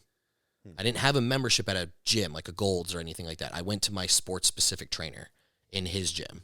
Do you remember when you first went to the gym? I do. I remember my first day. No, because Yeah, I don't remember. Like I was saying earlier, one of the wrestling coaches was the owner of the gym, so I would like sneak in there sometimes. Oh. Yeah, be like, oh, Ross said it was all right. Yeah, to the front desk person, and they'd be like, okay. But it was the deal was you were able, if you were on the wrestling team, you could go in there and do cardio for free without a membership. But I kind of abused that, and I went and trained. How did you know? So then, how did you know what to do once you got in there? Because I had already just started. watched other people. Yeah, I started watching some material on training, just like whatever I could find on YouTube. Yeah, I forgot you had YouTube. Well, you're right. Yeah, he would have had YouTube. Gosh dang, I keep forgetting. That was like the very beginning what stages is it like of YouTube growing up for with me. YouTube? Well, I couldn't find anything that was like definitively good. Yeah, but not back then, huh? No. Yeah, no, that's still long enough ago. It's funny to think about YouTube back then. It sucked. Yeah. Yeah, there was not good content on there. Yeah, that was 13 years ago now. You can literally learn anything on Holy YouTube. smokes, dude. You probably learn brain surgery on YouTube. You can learn anything on there. Seriously. Yeah. It's crazy. Yeah. So I didn't really know exactly everything I was doing. I was just doing it. But I did like basic movements. Yeah. And I just knew that I had to get good at it. I did the same thing every day. I was bench squatting and deadlifting every day. Every day? Yeah. I actually set up with like a push-pull-legs back then. Of course That's you amazing. did. Of course you did. Because it made sense. Yeah, he's like, It's push-pull leg I thought about variation. this. Yeah, he's been thinking about it for I've 6 years. I've never worked out before, but I think this makes This sense. seems logical to me. Yeah. Are you kidding? Push-pull leg variations with some extra biceps, side delts, rear delts, high-frequency body parts. Yeah. Side lateral every day. Yeah. By the time that I was actually in the gym consistently and I wasn't just sneaking my way in to move some weights around, I was doing Ben Pekulski's training. Oh. Go figure. Yeah. Yep. So that's where I started. Did you work in high school? How'd you afford a gym membership? I worked as a dishwasher in high school. Where were you washing dishes at? There was a couple different places. They were all operated by the same chef, and I just followed him around. Yeah. So you were, 14 when you started working? Yeah, actually, my first job, I'm pretty sure I started at 13. Illegally? No, it was Like legally. delivering newspapers or something? No, Oh, I yeah, actually, we could do that. I did that. one of those coaches for football that I said what I could sit down and have a conversation, just tell them how grateful I am for everything that they did. My coach, the best football coach ever in the world, you can fight me about it. Greg Sherlock, amazing person. He actually got me working for him in the summer at a traveling pizza stand that went to fairs. That was my first job. Traveling pizza stand. That's an amazing first job. It was a great time. That would be a great time. Like going to like pizza slices at a fair. Oh, that's dope. Yeah, it was great. That's sick. It was I know. awesome. I'm just trying to mental image. I'm like, okay, I've been to one of Did those. you have to work in high school? No. I didn't. I mean, have to, I but did. I did some things. Like I cut grass every summer. I had like 3 or 4 people on my So street you'd that make, I cut grass for. you'd make some money in the scratch, summer, yeah, and just it'd cash. carry you for the year. Yeah. yeah. And then, we did a football camp. The football team would do a football camp every year, so we would get money from the parents. Oh. And stuff like that, like booster clubs. Like they'd pay us like hey, like $10 an hour to babysit our kids for 5 hours. I did that. It was football babysitting. In the summer, I detasseled corn. Oof, you're really getting deep into the Iowa-ness on this. So that's probably not surprising. And then I remember that. Wait, hold on, go back. Don't skip over that. What is that?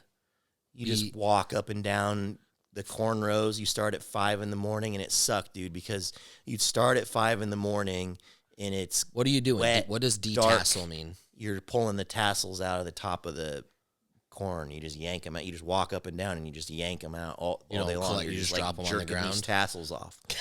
Yeah, you you just drop them on the ground. Yeah. I may There'd just come be across this, as like a this city slicker bus, here because there's I don't just even know what bus that full means. of high school kids. That's what they used to do. I'm sure there's machines that do it now, but yeah, back then we were just. How old were you? 14. Okay, you got paid for this, Yeah, I was It was like back then. It bro? was What was minimum wage then?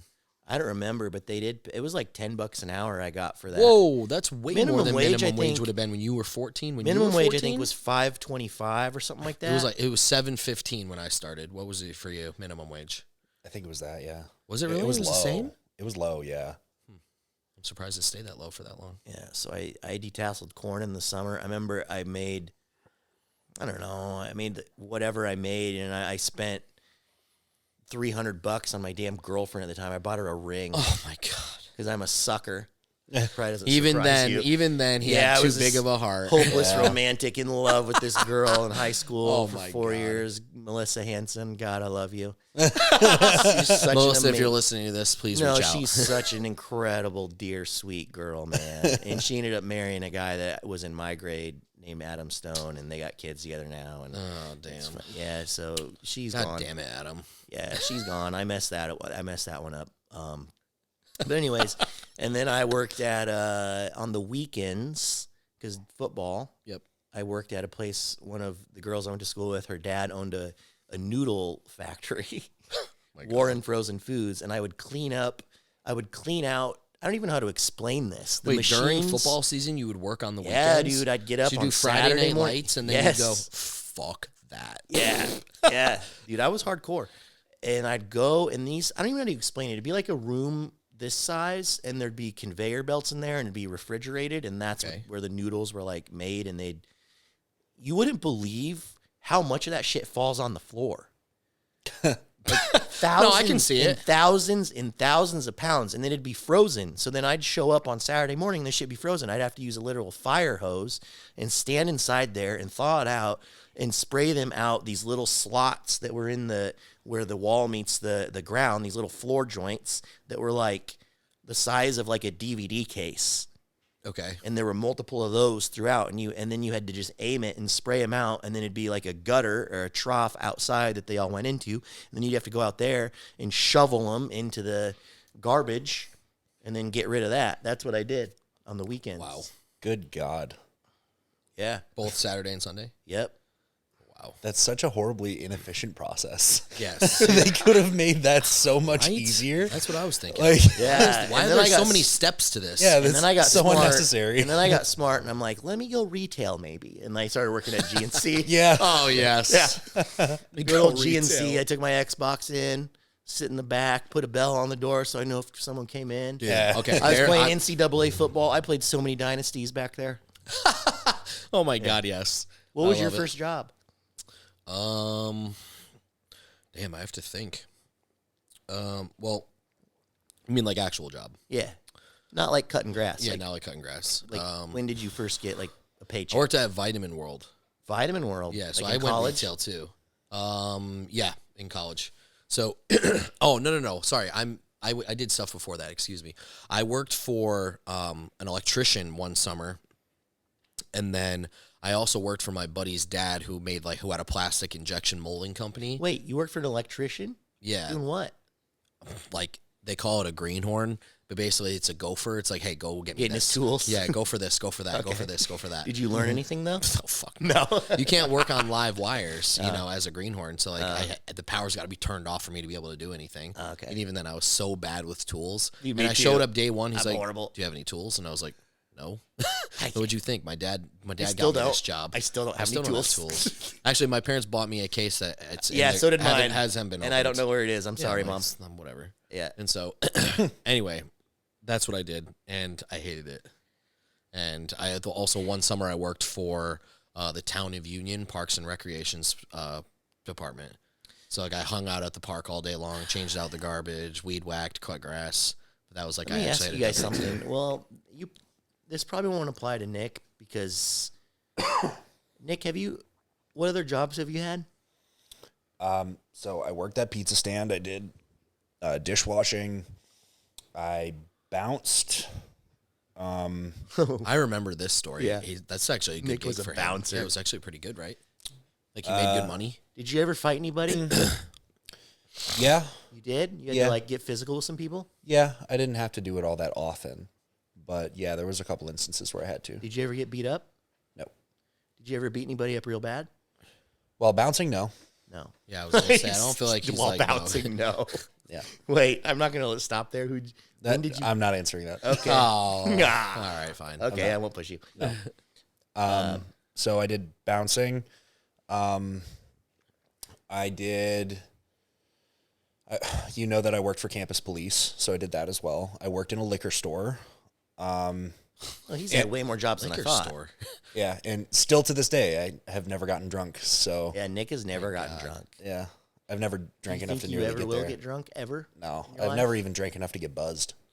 Jesus. Yeah. I had 2 shots over You Christmas don't even with want my to know parents, what and it's I was like definitely to feel buzzing. drunk? There's No. no desire? No. Yeah. It's fun until it isn't. It's like this great high. It's great fun, and then It's you fun. and then you just do this a little bit, and then it's like, oh no. The reason I don't get drunk really, well, I mean, I guess there's multiple reasons, but the main reason is I don't enjoy the process of getting there. I don't like 'Cause you don't how like the taste anything of alcohol? tastes. Yeah, me No. neither. So and it's like once I get there, I'm like, oh, this feels amazing. But you're right. Once it wears off, it is not fun at all. No, it's kind of a shitty come down. Yeah, and I and agree. then I don't every like the day, the process next of year, getting always there like, 'cause this I don't isn't- enjoy drinking. Yes. But what I do love, and which we already have done, is like I enjoy the act of smoking. It's a social thing for me. I very much enjoy that. Yeah. And I also enjoy the feeling of, being high, you know what I mean, with THC. So like I love that feeling. Well, But I enjoy the act of getting there. Yeah. yeah. So that's why I like it even more, yeah. But I It don't like that also- about alcohol. It enables you to socialize in a similar way that alcohol does, but I feel like in a more controlled. Oh yes, Yeah. I don't. In a You're more not controlled you're not manner. nearly as potentially volatile Yeah. when you're high versus if you're drunk. Yeah. And somebody that isn't high can still have a conversation with somebody that's high and have a real course. conversation. Yes. Yeah, A with person someone that's that's not drunk cannot have a conversation with someone that is drunk People are I obnoxious. hate because you that. just want to punch them in the head. Yeah, it's like, oh my Are gosh, you a happy you're so drunk stupid. or are you a mean drunk? It can go either way. When was the last time you got drunk? New Year's Eve. When I went out, we took I took everyone out to Buchan. That was the place, right? That's the Yeah, name. Buchan, yeah. because you've been there. Yep. I Have you took been there? everyone. We'll go. The 3 of us will go. We'll go. I'll take you guys there. It's great. What is it? It's a restaurant. It's a tapas in restaurant in West West Palm Palm. Beach. Oh. So like small plates, like you share, but then you order an entree as well. Which I know what you're thinking. You're thinking that's not going to be that good because I generally think tapas suck. No, phenomenal. But it is phenomenal. And it's good size, good portion. Like you get a good amount. And yeah, it's delicious. Okay. So we went there and had a great time, but there were drinks too. And like, I mean, we were shit-faced before we even left that place. It was like 10. So like then we went to this other place. And so you're a happy drunk? Is that what you said? That night I was. It depends on the night. Of course. Like, you know, I've had Is there I've gotten in fights. I hear people I've been say handcuffed before. What? I've been like handcuffed before, like for fighting and stuff. Oh, you've got in fights Yeah. at bars and stuff? Not often, yes, but I have in my college days. When I was playing football, we were way more rowdy. Oh, just brawling, huh? Well, we didn't have Greek life, so like our football team was the Greek life. See, like, I missed that. I missed out on that not going to college, I think. yeah, you did. Those were good times. Those were some really wild I parties, for regret sure. that. I don't regret not having student loans, but I regret not having the experience. I regret not having that experience with the boys. That was cool. Those 2 years of like of the boys was pretty sick. Yeah. You know, I definitely wouldn't have minded having my last 2 years. Then again, at the same time, I wouldn't be as progressed into bodybuilding because I wouldn't have found bodybuilding for another 2 years. Yeah. So I probably wouldn't be where I am now. One thing I want to ask you, did you have another point to make before I ask you something? I think so. can return to the jobs thing. To Oh, finish Yeah. that off. How many jobs did you have? So- I had a point. I didn't even I wanna ask know- my question with that. Thank you. Yeah. I So, want to know what you did before you joined Camp Jansen. Okay. He's getting there. Let him tell it. Okay, yeah. sorry. Yeah. No, but that's good. I'll mention that too. Because I wasn't going to. Oh, I wanted to hear. So I did that pizza stand, Campy's Pizza, which that's the reason why we've talked about. We this. got all the way up to the liquor store. Yeah. I know what he's yeah. going to tell me here. Okay. Yeah. It ruined pizza for me because I really don't eat pizza at all. I can anymore. 100% see where you're going with this. Yeah, because that pizza was just so good. I cannot have any of the pizza and actually be impressed. So that ruined it for me. Anyway, story on that done. Is that place still open? Yeah. Dude, there's a lot of We got to like, find you some New campies. New York, I want to try this, Nick. It's but good. it's New York 'Cause you style. know I'm right? a pizza It's guy. New York style pizza. It was thick. Oh, so it wasn't New York style pizza. Chicago. Oh my gosh. It Wow. was okay. Chicago thick deep pizza. dish. Yeah, it was like Was it deep dish or was it just thick crusted? Because there's a very big the difference. whole thing. The whole thing was Right. thick. So like the crust was custom and it was like big. It was like that big. And then the whole rest of it was the same size. So it was like deep dish esque. It was fantastic. It was good stuff. And they made everything from scratch completely. Like the dough and everything. So it was Sounds good. it was just So does he still? unreal. Is there a like a single plate? Is there a retail spot you can go to for it? Or- Yeah, it's in Dunkirk, New York. Okay. They have it on the pier. I don't even know where that is, and I'm from New York. Yeah, That's how well, small this small place town. must be. Yeah. Dunkirk is technically a city, or it was, but it's like miniature Detroit of New York. Oh, That's what it is. Yeah. not a good place. Yeah, well, you're not giving me very good vibes with that. No, So. no. There's some places No that are offense, just normal. Detroit. No but- defense, Detroit. Yeah. I was just in Detroit. Total were. offense to Oh yeah, Detroit. you were. were. What's it like You there right were, now? dude. You know Horrible what? Kuza was a little bummed that you didn't reach out. Oh yeah. I told him to message you. You were super close to where he was. Who? Kuza, Kuza. Oh, our buddy. Yeah, I told him He to loves message training, dude. He said in our group chat he really would have liked to have trained Yeah, with and you. you said I said message him, and he must not and he have. said he's like Nick loves training with Yes, I said just message people. him. He would Yeah. love to That's train a with bummer. you. Now, you'll have to hit him up next time. yeah, when we I'll go. have to now because that would have been cool to see he him. close to But I Detroit? had no idea. Milford. I don't know where that is. It's close. It's a suburb of Detroit. Would've been They close all live- enough. yeah. It would have been close. Yeah. Him, Trivoline, one of my clients, Nathan, all in that same area. Oh, Trivoline's up there too. Yeah. Oh, okay.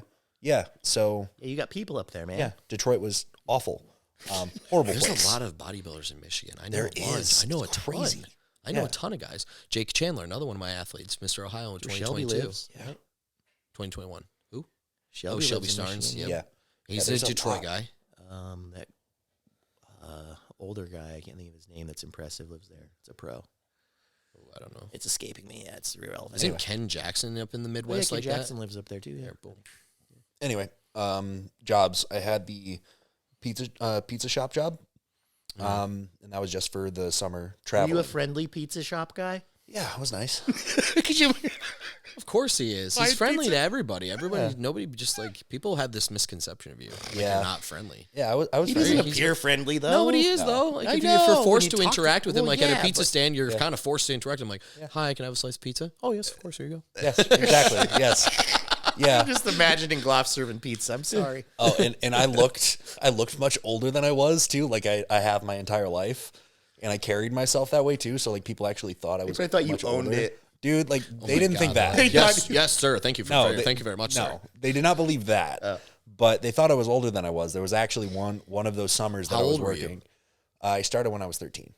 At the pizza stand? Yeah. Oh my God. Yeah, I had my you asked earlier whether or not it was legal. I had farm workers papers. Oh yeah, that's right. Them That got farm me kids around get it. to start early. Yep. I know that rule. I've heard of that. Yep. So I had my card for being a farm worker, and I Did just you have paid pizza on the table. Sorry, go. I'm sorry. I keep interrupting you. Did you guys have like at the FFA come into your high school? No. The Farmers Association. They didn't come into your high school? No. Okay, so we did. We had that. Yeah, we had that too. You didn't have that? No. Oh, I would have thought you did. Sorry. Because you said the farm paperwork. I was just like, oh, there's farm kids. So like the FFA definitely came in there. No. That's funny. No, it was just something, a loophole that my coach knew about.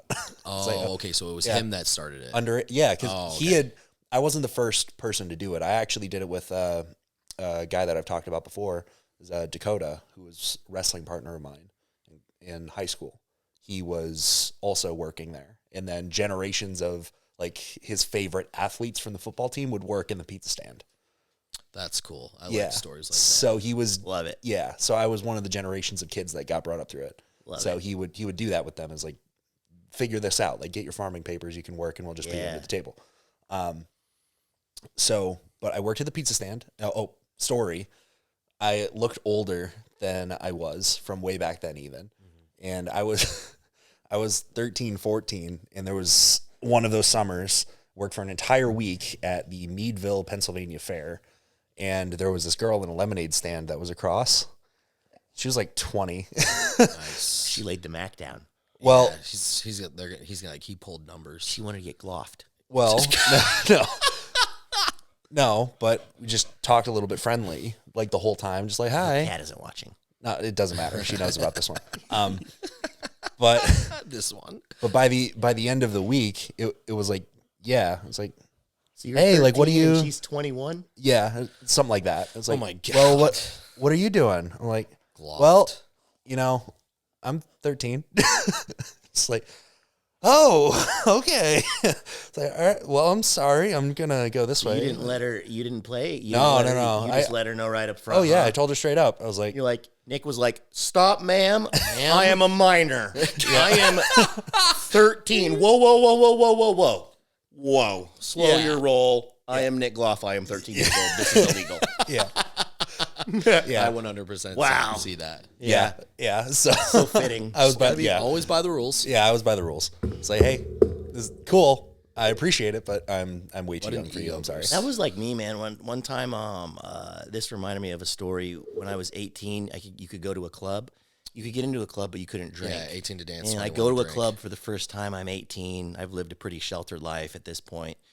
I still have. I feel like I've still never even not now, but I've never even seen cocaine. Still, I mean, I'm somewhat sheltered. But like, anyways, first time in a club, right? And I'm like, I don't know about this, and I'm uncomfortable. These two chicks, like the hottest chicks there, come up to me, and they're like making out, and they're starting to like, sorry, mom, they're starting to like touch each other and stuff. And I'm like 18, and I'm like, I don't know what's going on, because I'd only, I didn't lose my virginity till I was 17, and that was only one time with somebody. Okay. So I'd only ever slept with someone one time in my life at this point. So you don't have like tons of experience. None. Okay. And these two girls wanted to like, and then I look and I noticed this guy behind him that was looked like a Night at the Roxbury guy. Like, oh my God. Just hanging out behind him, smoking, like observing. And I'm like, in that attire too. Yeah. So and I'm like, this doesn't make sense. Like, what's this guy? Like, I didn't know what was going on. They were like swingers, obviously. And they were trying to bring me home. Like, come to our hot tub. And I went and found my friend, Matt. And I'm like, hey, these people are trying to take me home. I got to get out of here. Yeah. Yeah. What would you have done in that scenario? Not that, huh? No way. You would have 18? He's like, I'm there. Me? I would have been in there like swimwear. Are you kidding? Are you joking me? Dude. In there with swimwear. Yeah, without. Yeah. I lost my virginity when I was 14. So I just like, I don't know, just such a different, maybe it's the New York versus Midwest experience. The funny thing is, dude, since living in Florida, you know, I've met Floridians, people who like grew up here and went to high school here. their stories are 10 times crazier than mine. Really? Yeah. They're insane. Insane stories. I'm like, that was in high school? I'm like, I didn't even get into that like the until I stuff was you like see on- after college. It's like the I'm stuff like, you this is see like on TV? adult stuff. Yeah. Like, what's that TV show on HBO that with the high schoolers I don't know. everyone watched last year? Someone will say it. I don't I don't know. remember. Either way, I okay. don't have It's like the HBO, stuff you see so- on TV. Yeah, but exactly. It was just like HBO's I'm like, well worth it. I'm like, are you kidding me? Like, I couldn't believe the stories. They're just wild. My point of talking Sex, about drugs, the jobs, like- my point of talking about the jobs, though, of asking you guys, Yeah. at any point did you ever? And I have a lot. I'm much older, and I worked like corporate jobs and stuff. Yeah, Yeah. me too. Did you work corporate jobs? Yeah, I worked for City. The reason I asked you is because I didn't know if you've had this thought or not ever. But did you ever cross your mind?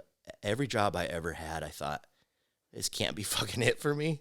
Oh, dude, Every yeah. time. Every job. I've had. This I've said can't be this- fucking it for I me. can't do this. I can't be crushed into normal. I can't. I won't. My mind doesn't work that way. And I knew Cubicle work. I had a knew it cubicle, wasn't couldn't gonna do be. it. Did you know it wasn't gonna be though? No, Or no, I was deathly afraid. And I think that was the root of a lot of my anxiety and depression as a younger guy in my early and mid 20s. It was because I was just frantically looking for something that I actually would love doing. And like, I mean, I'll be honest, like I didn't want to work that much. Like I wanted to make good money, but not have to just be like shackled to a desk, like 40, 50, 60-hour weeks. Because when I sold cars, I mean, dude, we woke up Hustling. and slept there. Yeah, and we made great money. Don't get me wrong. I hustled my job. ass, but it's a tough racket, dude. And like, we made good money, me and the 3 other guys that worked in my department. But nobody said we didn't bust our ass. Did I tell you I sold cars for a I week? didn't. I did it didn't for know 1 that. week, bro. That was enough I for know me. you did mortgages. No, I sold cars for 1 week when I was like early 20s. Uh-huh. I thought, oh, maybe I'd be good at that. People make a lot of money. I just want to make a lot of money so I can bodybuild. I did it for 1 week. Yeah, you can't bodybuild. No. It's so hard. I'm like, I can't bodybuild at all selling cars. I'm out of here. I left one day in the middle at lunch break, never went back. Yeah. They didn't even call and ask where I was. Yeah, if someone doesn't come back within their first week, it's like, we know what happened. Yeah. They left. Yeah. It's okay. So you never felt like, as much as I always thought that, I kind of always did know. I'm like, I know this isn't it for me. No. What about you? I knew the same. You Yeah. knew. Yeah, and the list of jobs without detours. Pizza shop, dishwasher at multiple different places. I did maintenance at my high school for a while. I did the liquor store. I did bouncing. I did campus police. I did landscaping. Damn, that might...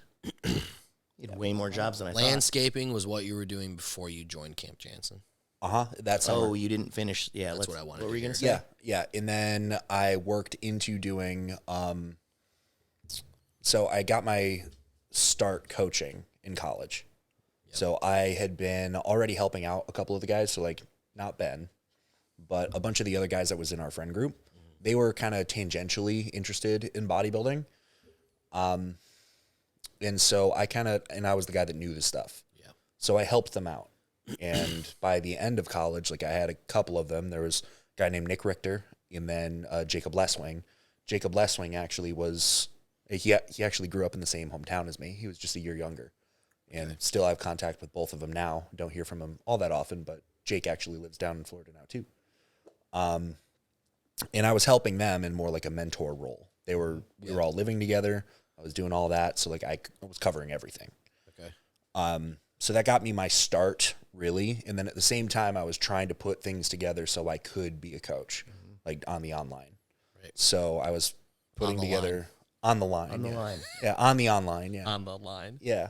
So I was putting together programs and I was helping people out where I could and everything and just getting things together, but I wasn't getting any traction. I wasn't making any money. Right. I was having a really hard time like paying for what I needed to for me to just continue doing what I was doing. Yeah. When did you hire Jansen? I never hired Jansen, actually. Oh. Yeah, so I'll get through to that. Okay. In my senior year of college, I was having a really hard time because I had to give everything to school for me to get through. Right, yeah. Everything. You were double major. Double major with a minor and helping out with the biomechanics research there. And I had a relationship at the time, and we had 2 dogs, and I was mentoring my friends and I had the campus police job and this, that, the other, the list goes on. Yeah. So I was really struggling, and I was trying to figure out, like, what am I going to do? Like, and I was really good in school. I had to work like hell for it, but I was good in school. Mm-hmm. So I had all of the doors open to me. Like, what am I going to do after this? Am I going to do master's, PhD? Am I going to do that for research and go into that? Am I going to do physical therapy? Am I going to do chiropractic? Like, am I going to go towards medical and go orthopedic? Like, I had every option open to me at that point. I was like, I don't know what to do, because I could have done anything. Yeah. So I was like, I don't know. I don't really want to do any of this because school has been hell. So why do I want to do the next, like, More school. Why do I want more school? Yeah. Yeah, another 6 years of my life. I'll be 30 by the time I'm actually doing something. Like, no, I don't want to do that. So I was just trying to figure my way how I could. And in that winter break of my senior year, I was trying to figure out exactly what it was that I was going to do. And I stumbled across this guy named Chris Spearman, who's a guy that owns a training company mentorship group out of Ireland in the UK. And I came across his podcast, and his podcast, he had one episode that was talking about his personal life. Okay. And it sounded like somebody narrating my life. I was like, this is crazy. Like, this is an incredible, like, it was insane for me to hear it. You would call it a synchronicity. Like, yeah. I would. Yeah. So I was listening to that, and I was like, it was crazy. So I was just like, okay, I have to message this guy. So I did. And then we got on a call and had a conversation, and he was like, you know what, dude? Like, I could take your money from you, but I'm not gonna. So you want to be a coach. You obviously know what you're doing. You know what you're talking about. And I see a lot of value in you, because I shared him my story too. Yeah. It's like, okay, well, for me to help you get your business together and figure some things out, your payment will just be you doing coaching work for me. And so I came in and did coaching work, and I started, like, putting together materials, like education materials, and helping with weekly seminar stuff every week type deal. And so I started off with education. So Nick became coaching. the educator. Yeah, like right off the bat. Yeah, right off the bat. Yeah. Yeah. Dang. Yeah. So, but that was what got me my start, is that, and one of the So you things worked that, for him. Yeah. Okay. Yeah. So I started working for him in the last winter of college for me. And that got me started into it. I wasn't making any money really.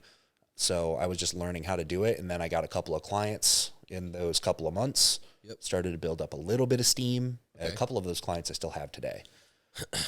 One of them, Pete Stark, that I just spent a good amount of time in LA with, an Austrian. Okay, yeah. Yeah, really good dude. Anyway, that's an aside. So I started working with Chris, and then after a little bit of time, like, I left that. I was just like, this isn't a good fit for me. Okay. Like, I just don't really want to be here. And that, I had left Spearman at the same time that I was coming into Jansen. So how did that happen? How did you and Matt get linked? So Jansen had actually been following me for a while on Instagram.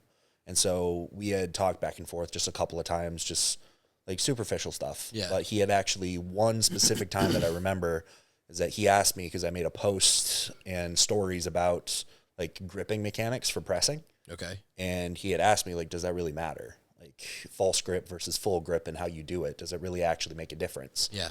It's like, yeah, it does. And we've talked about this at length. Yeah, and you and I we actually had a talked about full this. podcast about it too. On grip mechanics? Yeah. Pretty much. Smokes. Yeah. Yeah. Yeah. Spent like 45 minutes talking Yeah. about it. Oh my God. So, like, that was the start, and he asked me about it, and I was like, yeah. So I kind of just gave him all the detail on it that I thought was relevant. It's like, oh, okay, interesting. And so we just had a couple. Being Matt realized this guy knows what the fuck he's talking Yeah. about. What year was this? That was 2019 or 2020? 2020. This is COVID year. Yeah. When did you 'cause come on the team? Because I came on November of 2020. I was on already. I was the last. You guys were all before me. Yeah, the summer of 2020. It was because I had, like, the phone call with Matt to, like, get things settled. That was May or something like that. Oh, so you guys are okay. So it was okay. Yeah, so I had the first call with him, I think, in, like, April or something. March or April. Oh, it was March. Yeah, sorry. Yeah. So that I was training with Matt throughout all of this time, and I remember him talking about this. Yeah. Like when we were training. So I remember the other side. It's interesting. Yeah. I told him, I was like, I want to be on the team too. And then he finally called me one day when I was driving home from work. I was working as the general manager of a stretch zone after I left the car dealership. What? I started. You're just stretching people out, huh? I was the sales guy. I didn't really do that much stretching. I was the sales guy. Just killing the ladies. Dude, I took that store from like $8,000 a month to like $35,000 a month. I bet you did. In like 2 months. Yeah, you're the man. So anyway, I was doing that, and he called me.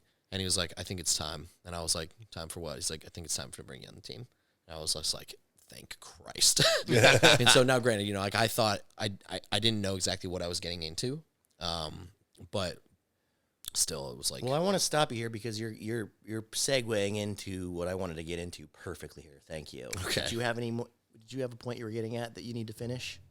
No, we were just kind of timelining it. Yeah, just finishing off the timeline. Is like I was finishing off college in the first year of COVID. So like And that was when he joined the team. Yeah, so my senior year was kind of cut short. When did you move here? I moved here. It was like so on the team in May. October. You were like October 2020. Yeah, it was October. Okay, so you got hired onto the team in 3 months. Within 3 or 4 months, you were moving to Florida. Yeah. Okay, cool. Yeah, I had nothing to be in New York for anymore. Yeah. Yeah. Okay. So it's just like done. Okay. Yeah. Yeah. Well, before he was waiting for me to get an apartment here. Yeah, I know, because you actually came down before he did. Yeah, and then before I knew couch surfing. I was surfing before I knew it, he's texted me, "I'm in Florida." I'm like, "Oh shit!" Yeah. Or our apartment isn't available till December. Yeah. Yeah. All right, that's fine. Yeah. Well, you know what though, dude?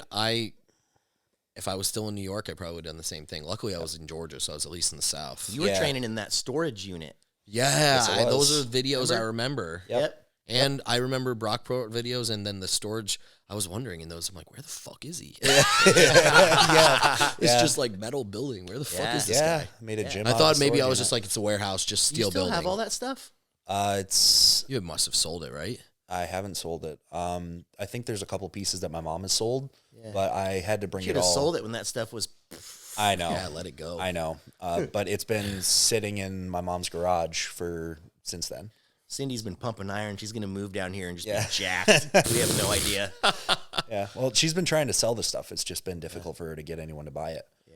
Yeah. You're not in that area. No, but it was really good equipment because, like, I'm sure you handpicked it. Yeah, I did, and I like poured over it while I was getting it because it was while everything was shut down. Yeah, I could not train anywhere, and I was in college, and I'm like, "What the hell, man? Like, what can I? Yeah, what am I gonna do?" So, I can't even imagine what it would have been like. Not to get too far off of the topic, but like COVID, college during COVID. Yeah, no way. Yeah, fuck that. I wouldn't have done that. I'm like, no thanks. Like, I'm not gonna pay tuition to do school online. Like, I'm paying you to be here.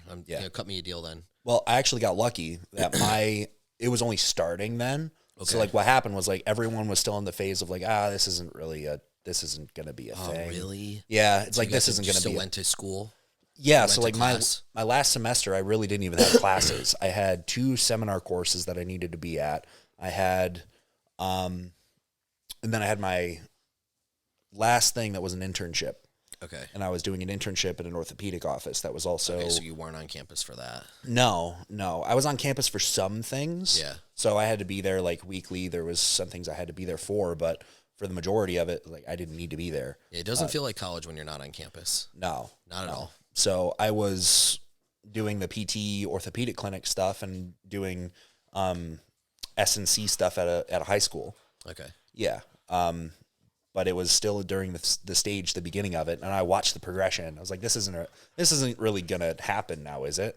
Yeah. And then it was a couple weeks later. Are we trying to go down that can of that rabbit hole I with won't. you? No, I won't. Okay, all right. He won't. But I have somewhere I am going with this. Okay. So just hold on to that. I just wasn't sure we were going down the COVID rabbit hole. Yeah. Just hold on to that. That's like 3 hours.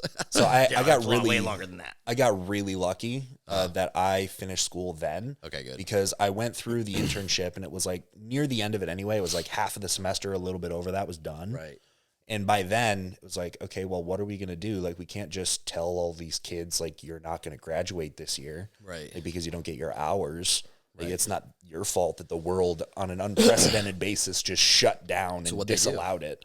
So it just ended up being like, you can't come in anymore. Like, everything's done, but you're just going to have to finish off your final project, and that's it. That's it. Okay. Yeah. So it kind of just cut you a little short. Yeah. Yeah. Okay. Which was really lucky. because I didn't really have to go through any of the hoops or anything. It was just like, well, this is where the world's at. So Here you go. Okay. Yeah, exactly. Yep. So a lot of the time was cut off, but I was able to get it done. Why were we talking about that and finishing it? I don't know. Timelining for coaching with Jansen. Yeah, we were timelining Yeah, for coaching. well, I know where I'm going with it. Yeah. Okay. So that was kind of where we left off. It was we were talking about everyone's timeline on when you guys started, and then I asked a couple questions. Yep. So that was all getting finished off, and then it was at like March-ish that I started going into conversations with Jansen. Yep. And then it was April-ish that I had the call. It was like, all right, dude, want to get you on. Let's get this figured out. I was like, all right, cool. This is amazing. Yeah. Like one of the best coaches in the world is talking to me, little kid from Western New York that shouldn't have a name and anything. It's like, all right. So then it was June, the official, like live on the site. I think so. I think so. Yeah, something like that. Yeah, it takes time. Yeah, it was May or June. Yeah. Yeah, it was like once the Camp Jansen thing was a thing. Yeah, I was there. Yeah. Okay.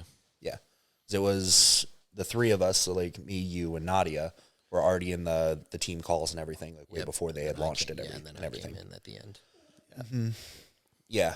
And then you came in. And then, and that's where I'm ruined it going all. now.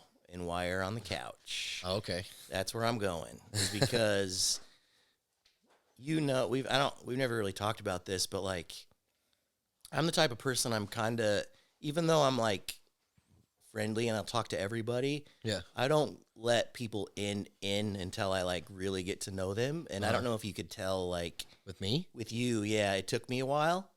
Because at first, I was very standoffish with you. Where I'm going with this is all going to go really good. Trust me. Okay. Where I'm going is I didn't think you were all that standoffish. I was. He's very good at hiding that. Yeah. Okay. I wasn't sure about you because I wasn't know what you're all about. Okay. And I remember you called me one time. And do you remember when it was one of our very first phone conversations, and I don't know if you want to talk about any of this or not. I'm guessing you will because you talk about everything What pretty is much. it? I don't remember. It's like anxiety and depression, and you were oh, going yeah, through a I'll hard talk about time, anything. Yeah. But at the time, you I were called not, you about that. well, you said specifically, no, well, I'm not talking about that. Oh. What you said on the phone call was, I'm never going to be a coach like Matt or you or enter whoever's name full time. Like, I'm never going to be able to do that. Yeah. You remember that? I do. Okay, now I remember that conversation. Do you remember that guy? Yeah, I remember. That is not the same guy that is sitting here. no. Yeah. So I remember that guy. Where I'm going at with this is I've watched you. How long have you been here? I moved here in August of 2021. So year and a half now. I joined Camp Jansen in November of 2020. Yep. And I'm saying this because a lot of times me and Nick used to talk about this all the time. We don't see ourselves the way people on the outside view us. And I don't think, and I've told you this, I don't think you view yourself as a top coach. But I think people do view you as a top coach. Not like the top tiers that we were talking about before we turned on this. Right, yeah. But Earlier. you are considered by people. People know you, and people know you're a good coach. They know you're a really good coach. Yeah. And so I've watched you in a year and a half go from the guy I'm talking to you on the phone that I honestly didn't really want to talk to because you were so negative at that time. And it was irritating. Yeah. And I didn't want, I'm at a point in my life where I push people like that away. Right, yeah. But what you did was over time, I got to know you. And then I'm like, I watched you transform into a different person. You're not that guy anymore. No. And so the name of the podcast is Going Deep. I like to have people that are my friends on this show to kind of tell their story. And everybody knows my history with anxiety and depression. You talk about it openly. Yep, I It's do. things that you went through. And what I saw you do from the last year and a half, I've told you privately that I'm very proud of you. Yeah. And you became one of my best friends because I got to know you. Yeah. And the thing that I love most about you is one, your heart. Yeah. Anybody that does get to know you knows that you have the biggest heart. And you will, you're such a great friend, man. And you care about people. You're going to get me choked up because I can see it and you're going to you're well, almost you going to do, get man. me You now, care man. about people. You do. Yeah. When what was that shit I ate? Delta 8. I overdosed on Delta 8 that one night. This is the funniest story. I called you. I called her. I called Davish. Nobody answered. Was I the last one? 5 a.m. I was the last person on the list that got called. You were. The funny part is that I was the last person to also be with him because you and I hung out that. Well, yeah, that night. you were just at my house, so I don't want to say come back over. I had just it was like 6 hours later. I was freaking out, man, on the couch. I felt like my soul was leaving my body. I'm like, holy shit, I'm gonna die. I left at like 10 at night, and I got a call at like 4:30 in the morning. Yeah, and I just was like, okay. I got up. He just comes right over. I came right over. I'll be there. Okay, I'm like, dude, hurry. And I made him hold my forearm. I ordered breakfast. I ordered IHOP. Yeah, and we fell asleep back on the couch. I was on, like this sectional, and I was just like, you're gonna be okay. And then he fell asleep finally. Yeah. Because it was, I don't know, that was strange. I don't fuck with Delta 8. Well, I don't anymore. So that was not. But it was fun. like a but weird anyways, high. anyways, that's what I wanted to highlight. I wanted people to know that about you and the transformation that you've made the last year and a half that I've known you has been pretty remarkable. I think Nick would agree. But what happened? What shifted? Because that's what I'm all about, man. I've had a mindset shift. You had a mindset shift. So it didn't happen until 2022, probably. Because, like when I moved here, and like I wanted to be your guys' friend so bad. Mm-hmm. Like when I moved here, like I was like really trying. Like you said you were standoffish. I didn't notice that, but I was I would engage you all the time. Like, and I never called you Matt. It was always BURZACOTT. Like, and I call, like you have that type of last name where I can just call you by your last name. I don't call Nick GLOFF. I call him Nick. Well, that's a lie. We do call you GLOFF a lot. Yeah. But anyway, it's also a sports thing. It's a sports thing. I'm a sport guy. Yeah. So that's my guys. Eggy, Steve Eggleston. We called him that. Eggy. It was never Steve. It was never Eggleston. It was Eggy. So it's a nickname. Yeah. So like I called you guys that like really early on, I remember, and even on the team calls, and I would like try and engage you, and it was like hard to get anything out of you guys. But I also you would have moments where you'd be talking to somebody else, and I was laughing, so I'm like, this guy's hilarious, and I was like, I want to be this guy's friend, and so like I tried so hard, and like I didn't really connect well with anybody, you just like I don't know, I wanted to be your guys' friends like really badly. And I also really didn't have a lot of self-confidence at that point. I was going through a lot of really rough times with like my ex, who we were engaged and, had a home together and dogs and everything. So I felt very alone. Yeah. And also when Matt left, Georgia, I felt very alone because like that was my guy. Like I got, the main thing about our relationship that's changed is we didn't get 2 hours every day to just be together, and that was it. No distractions, nobody else. It was just in the gym bullshit, and you guys know what that's like. Yep. And that's how we got so close. It's that time together in the gym, man. Yep. It's just this bond that you build with your training partner, and that's how Matt and I got really close. So like I had nobody, and I was like, going through a hard time, and that's probably why I called you was just to have someone to talk to. Yeah. And like. That was how I connected with you, or how I connected with you, and you didn't connect with me until later. Until later. Well, he also needed for you to do that for him to actually give that back. Oh yeah, I'm sure. Like somebody had to make the first move, and I'm glad. Well, I had to do it for me because I needed someone to talk to. Yeah. Well, what I'm saying about him is that you having the ability to just talk to him like that is what made it possible for him to be your friend now. Okay. Because I can say from my experience with you to begin with, is that I didn't really want to get too close to you either because there was like an energy around you that was just like, it was the negativity that you were going through. So it was warranted. I know. Yeah. I exuded it and I hated that. That's a really like black mark on like my life's journey, I guess, or like my story.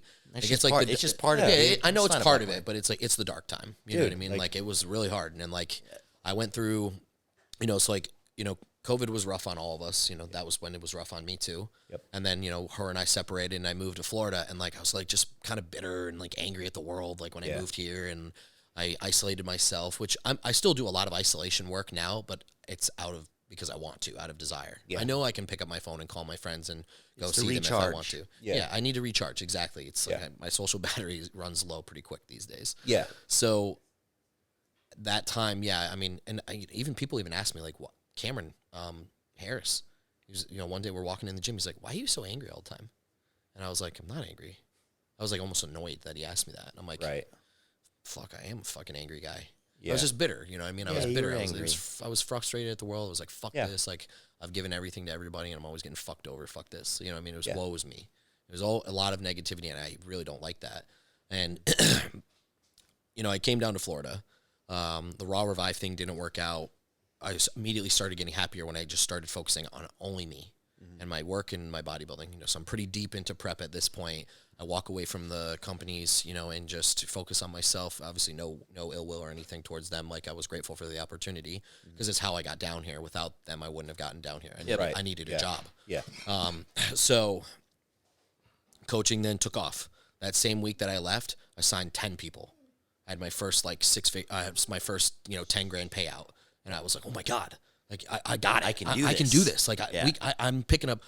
I'm getting a ton of traction. Like, I can do this. And like, honestly, like Chris Tuttle, like, major shout out, because like he was funneling people to me at that point. Like, not a ton, but a couple here and there. Yep. You know, to a point where I was like, and he was, because he couldn't take any more. And if nobody knows this, probably if you don't know my story, but like Chris was my first coach, and like that was my guy. Like, and I call him Guy. I don't call him Chris. I was like, hey, what's up, Guy? Yeah. That's how we talk. And still to this day, I love him. I talk to him on the phone at least like once a month, once every couple months, or voice chats or something like that, so I hear his voice. So he was helping me, and just in this, I was part of Camp Jansen. Matt was helping me too, but like, it was, I would get an email from somebody I've never spoken to, and they're like, hey, Chris Tuttle just referred me because he's full. Are you taking on athletes? Of course. And then from there, like, then nationals happened. Then I got so I got my pro card. Then I earned a pro card as a coach with Jordan, and like, it just steamrolled. So I think like I started to believe in myself. Yeah. I gained self-confidence. Yep. And I got some, and I've told Matt this too, like, obviously, like, I need a lot of validation from him. Like, I seek it. Yeah. And I got some. So like, there's a big confidence boost there. And then better opportunities came, like better athletes started inquiring, and I'm, signing new people up every week. And I was just like, holy smokes, like, is this what it's like when you just like take off? This is like what a musician feels like, where they like SoundCloud and boom, they're famous overnight. Yeah. Like, because it just was like, it happened so fast. Like, in 2 months, I signed up like 30 new athletes, and I was like, holy smokes, like, Mom, Dad, I did it. Yeah. And I was so happy. Like, and I love what I do. Like, we are very lucky. You people. really care, man. I'm not willing. So part of the reason why I think I care so much about this specifically is I care about the people that I'm working with because I'm grateful for the opportunity, but also I am not willing to go back. Yeah. I'm not willing to go back. Yeah. I will work 80-hour weeks doing this before I ever go back and punch a clock and work 9 to 5. Yeah. Never. Yeah. I can't. Never. I'm not built for it. I don't want to do it. So that's why I give so much to this. That's why I do continued education work. That's why I butt heads with you guys and like, hey, what can I learn from these guys? Yeah. Yeah. What can I learn from Dom Kuza? Yeah, you do. Cameron You have Cheek no shame in saying you don't know something. No. Yeah. Why would I? And I'm like, just teach me how to teach it to me so that way I do know. Yeah. I want to know stuff. Yeah. And there's a limit to it, of course. Like, do I want to spend the time to get as well versed in biomechanics as Nick? Yeah. No. Because quite frankly, for what I do as a prep coach, I don't need it.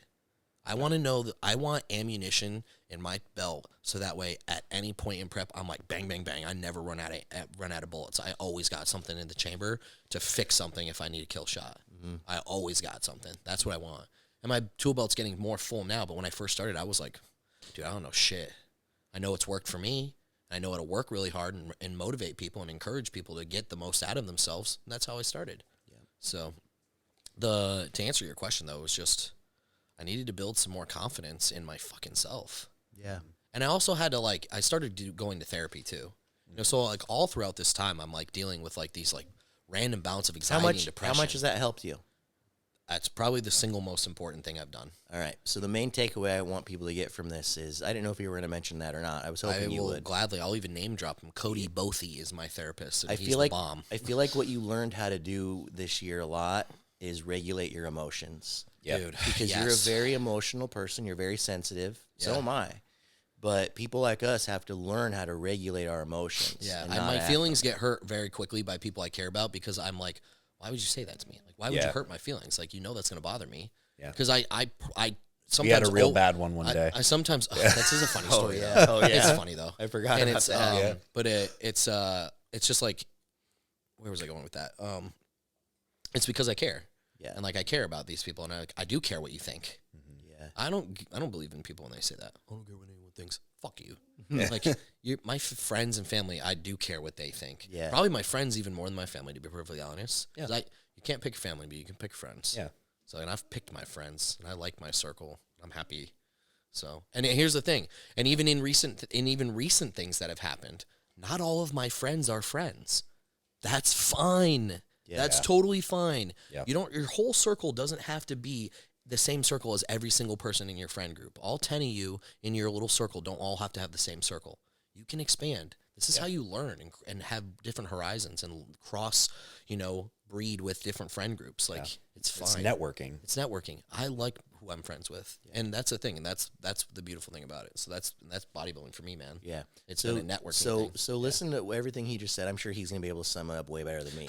But you basically found your identity. I feel like this last year, you figured out who you are, what you stand for. You learned how to regulate your emotions. On top of that, and then I think the important thing too is you were brave enough to take the risk of leaving where you were at. You left your job and you came here. Like I did. I left a job. You made it. I had a good job too. Yeah, you had a good job. I mean, you didn't even talk about that. Yeah, NutriCap.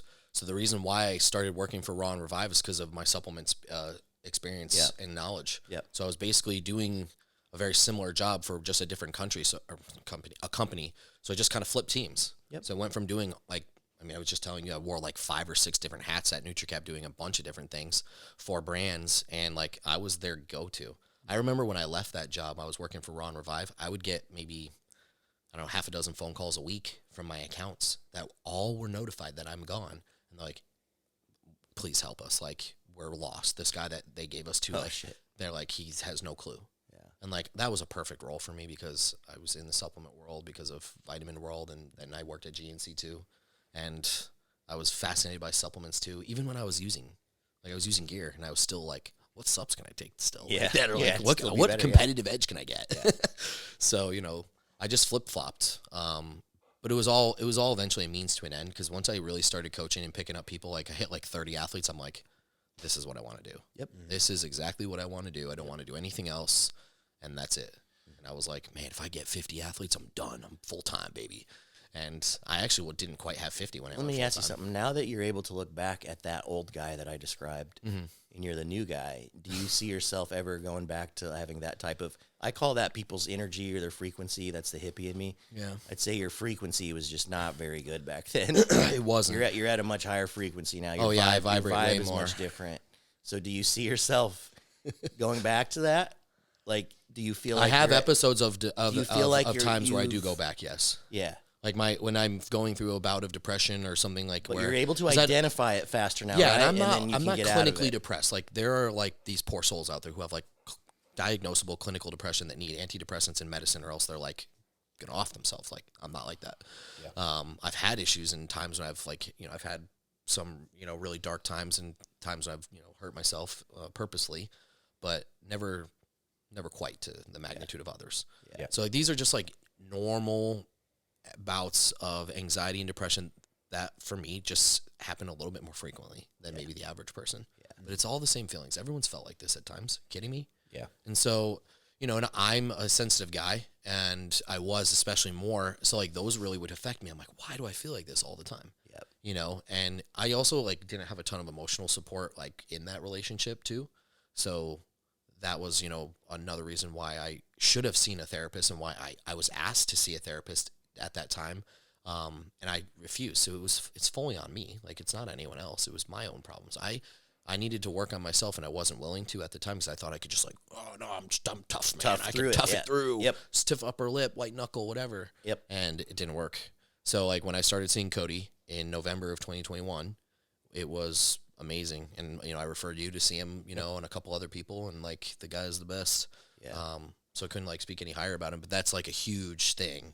Like if you're looking for a singular event, it's a huge thing. That's the singular event. I started seeing a therapist, and like we really unpacked some shit. You unpacked your shit, and you figure some things out. Dude, on your own. You went to work and did some messy work.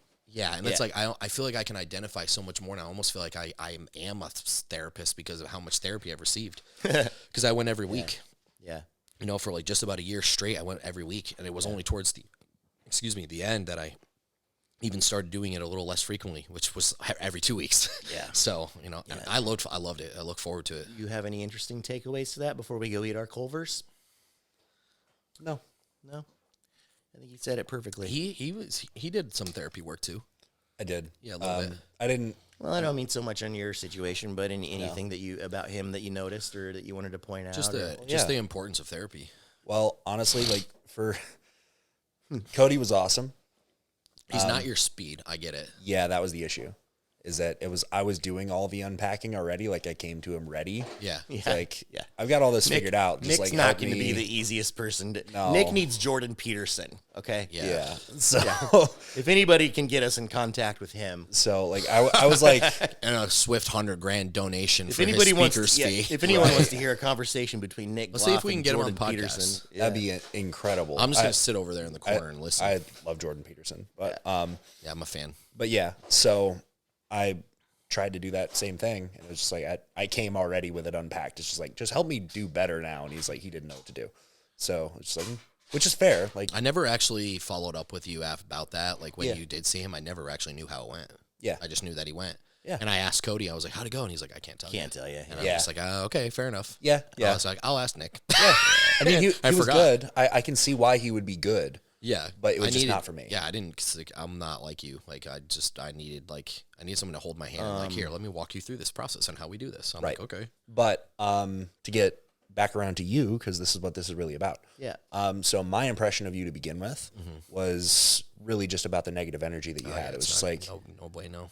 Yeah. So and knowing what was going on, like I couldn't blame you for it. Like I didn't blame you. Yeah. Just like this is just like where this dude's at. We just didn't know him well enough to know like what he was about. I don't even think you guys like, even knew what I was. I didn't know through. that That's you the were. thing. I didn't know that your heart was what it was. So it's like if I didn't know you, and I've told you this, I feel bad that I wasn't a better friend to you back then because I didn't know that you looked at me. I thought the way that you did. Yeah. So I didn't give you the chance because I didn't know you. Now, if I know you now, I would never just like not give you the time. I would make sure you're okay. Yeah. Yeah. But I just didn't know you back then, so I didn't. It's just like anything. If you don't know someone, it's like, how can you be there and ask them how they're doing if like I don't even know you? Like, it's like a stranger. Yeah. Right. But I liked both of you guys just from being around and anytime, because I remember at the stuff, you and I have had this conversation about making it public. If I would see you at the gym, like this was when, after I moved here, when if I would see you guys in the gym, like I'd always like come over. Yeah. Like, hey, what's up, guys? I'd like try and be like one of the guys. Yeah. And like because you made me laugh so much, and like then Nick, I was always just like trying to learn something. Yeah. So it was just like those were good. I'm kind of funny, huh? Yeah, a little bit. Sometimes. Yeah, sometimes. Yeah. And so those were like good memories. When in reality, like when I first moved here, and like a lot of that prep, like it was a dark prep. It was a hard one. Mentally it was hard. Physically it was the easiest prep ever. But like mentally it was like I was just. Dude, I think I've got some videos. Talk about him more. What were you gonna say? Let him finish what he's gonna say. Well, really, what I was getting at I'm is hungry. Oh, sorry. Yeah, when you and Faith is gonna have to go to bed. Yeah. Trying to pull this into the end, which you're doing a good job with. We're just gonna have to call it. Yeah. But not knowing you to begin with, it was just like this guy is getting kind of uprooted from his life already. So I knew that part. Yeah. It's like you had a life where you were. Yeah. Getting uprooted now, and you're kind of like you were really. I mean, you know this. You were like the afterthought addition. Right. Yeah. It's like so I felt bad already. It was like this guy is like going through it. Yeah. But you also had the negative energy around you, which I could understand is like that he's just going through a really tough time. Yeah. But for me personally, I was also going through a really tough time. So I was like, misery loves company, but I think it's going to drag both of us down. So like, I probably would have. Yeah. So it's like, especially because we were going through similar things at the time, it was just like, that's even though we could probably level on it, it was going to be a negative. Like we were just going to feed off of it. It was just like, I can't do that.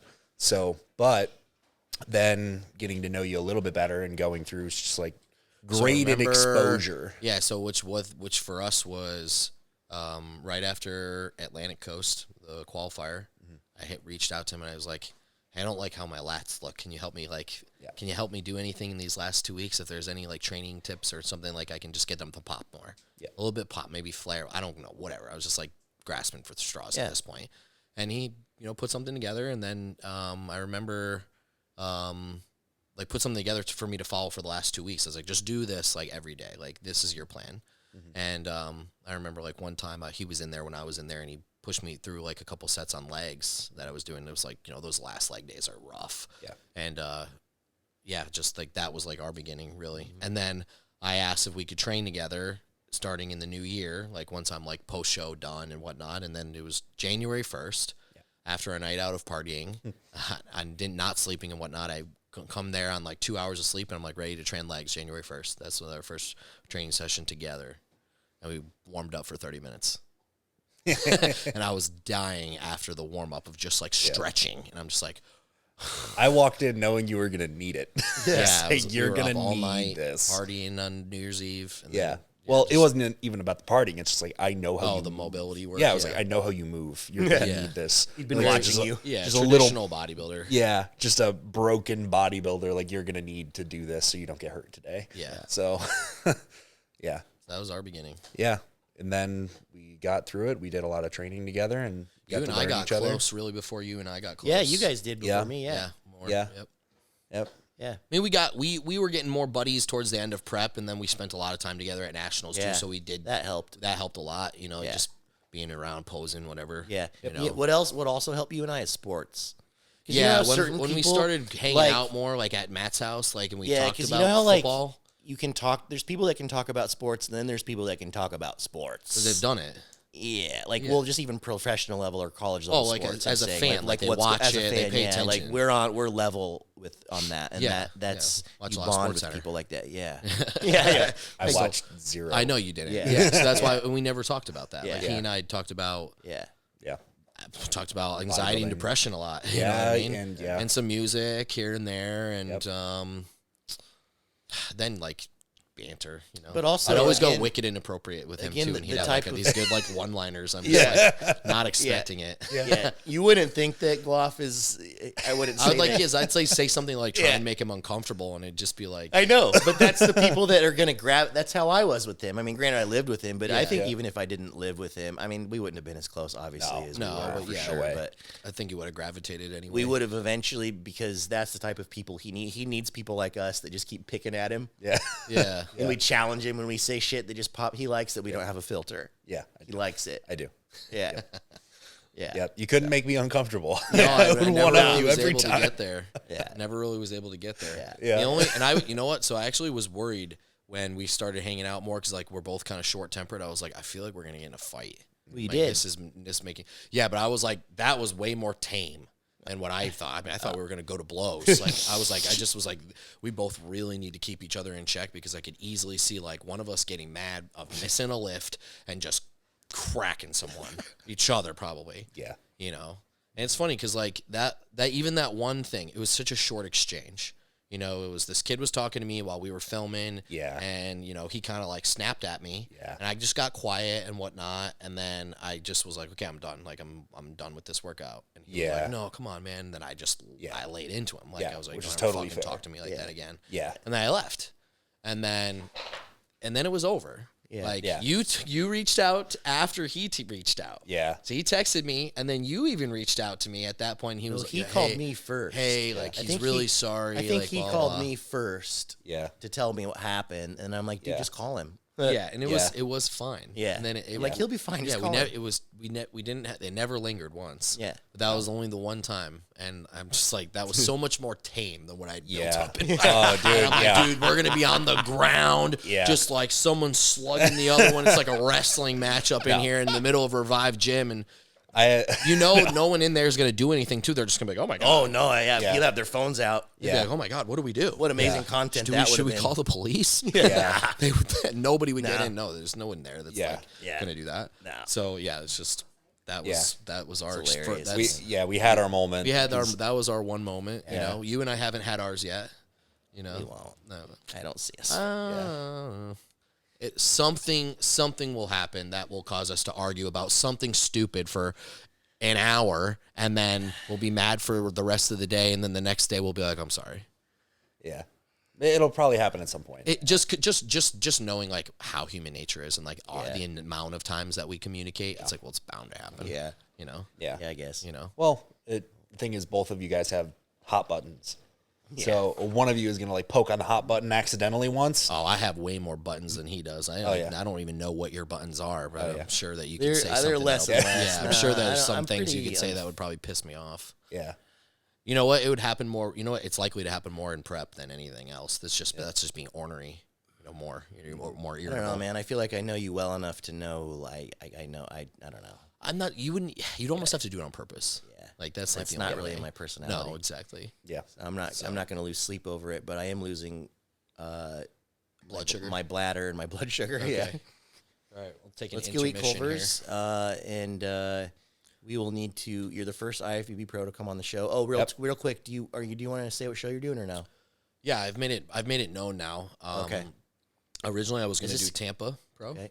but I looked at the schedule from 2022 just to get an idea, and it was Tampa Pro was 1 week after USA's, and then I was like, "Fuck! If it's this year like that again, I can't go to USA's." Yep. But right. At the same time, I've also said this multiple times and made this public. Like, I'm a coach first and athlete second, so I'm going to do Texas, which is 3 weeks after USA's. Yep. So then now that opens up the door because I had 3 athletes that wanted to do Tampa. That's news to me. I didn't know that's what you were doing. Yeah, it's very recent because the schedule came out. The pro schedule just came out. Glad I asked. Yep. So August 19th will be Texas Pro, and I'll do that as my pro debut. I said this on my YouTube video too. Like, really impressed with how like Freddie and the Battle Up production team like put on a show. Yeah, phenomenal. That show is really good. It was really good. It was amazing. I was there last year. I sat VIP, and it was great. Yep. And Will Whitman is the one who runs the lights and everything like that. So he gets a ton of creative control with the stage. So naturally, it's a beautiful stage. It's a nice black backdrop. Yeah. That, like more shows should do. Olympia, Arnold, the fuck. So it'll be fun, and I'm really excited. I love Texas too.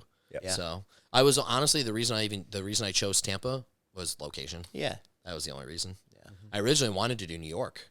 Like that was my goal after getting my pro card. It was like got to capitalize, and I have 1 year to grow, and then like I have to start prep in January, so like I don't have like time to fuck around. And what's your goal? My lofty goal is to make first call outs. And I think just that's fair. I think that's a good first try goal. and get compared against like, the guys that are going to be Yeah, just get a look. top 2 or top 3. You know, if I can, be next to one of them for a round of posing, and then I'll get moved. That's okay. Like, but like, I just want to see where I stack up. Yep. Because, for the longest time now, like I've only competed in a couple of regional shows because it's always been like qualify, go to the national level. Right. But then I always take more than a year off, so I have to requalify again because I want to make big changes. So it was like, USA's in 2019, then took a bunch of time off. Then I didn't compete again until last year in 2 years ago, 2021.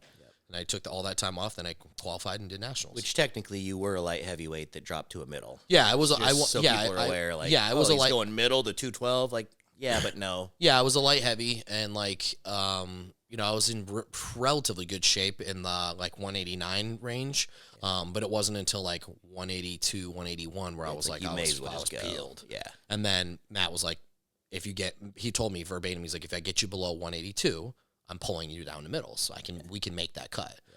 And we didn't actually really have to. Like, we just continued the diet, and I just kept dropping. Just got more peeled. I just got more peeled. So I probably maybe lost, some fullness and some bit. size that like you can't gain back just from a carb up. It takes like a couple of weeks to get that volume and nitrogen retention Maybe back. you're gonna have from the Lunsford effect and just come into this show 202, peeled out of your mind, and win.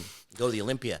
No, I know. I'm realistic with myself, Okay. and I know where I'm at. I know what I am. Yeah. And so, I have structural flaws, and I have small arms. And so, like, but it's going to be fun because I'll be 29 by the time that I step on stage this year. And I still feel like I've got a lot of bodybuilding left. My body feels good. I'm hitting a groove. This is the best that I've ever grown. Like, so like this off season, like going from pro card to then pro debut will be the most muscle I've put on in that much time in all of my bodybuilding career. Which I'm really happy. That's even with travel. Yeah, and that's with that crazy off. year of traveling that I did in Nick, 2022. haven't you noticed him from the guy that moved here thinking to now? I also told him this the other day. Like, he looks like an IFBB pro now. I Yeah. feel like walking around in clothes, like Yep. you're legit big now. I was telling the other day. I feel. I know I he feel like doesn't- I earned the title now. Yeah, you look. I look big, the man. part. I passed the eye test now. Yep. Where like that. Yeah. Front I to wasn't- back, I top wasn't to big- bottom, I wasn't watching you big walk when I around. moved You're like, down that here. guy's big. Yeah, I wasn't big when I moved down here. No. I was big enough. Yeah. That was it. It was just big enough. Yeah, you look like a to pro. get it done. Yeah. So Yep. You've definitely gotten bigger in the last year. Like a lot. yeah, this is like, and you know what? Yeah. I don't really know what it was, to be honest with you. Like, Well, I've it's going always to be the trained Culvers you're going to eat right now. Let's go hard. eat it. Okay. Okay. Yeah. All right. Okay. Okay. Then we're going to end it there. All right. We're We're going to have you back on. We'll have you back on, and we can talk more bodybuilding stuff. Yeah. You'll be on a lot. we'll cover more X's and O's and everything and get a little deeper. So we're calling it for this one. That was great. Done. That was great. How much time was that? How long was that?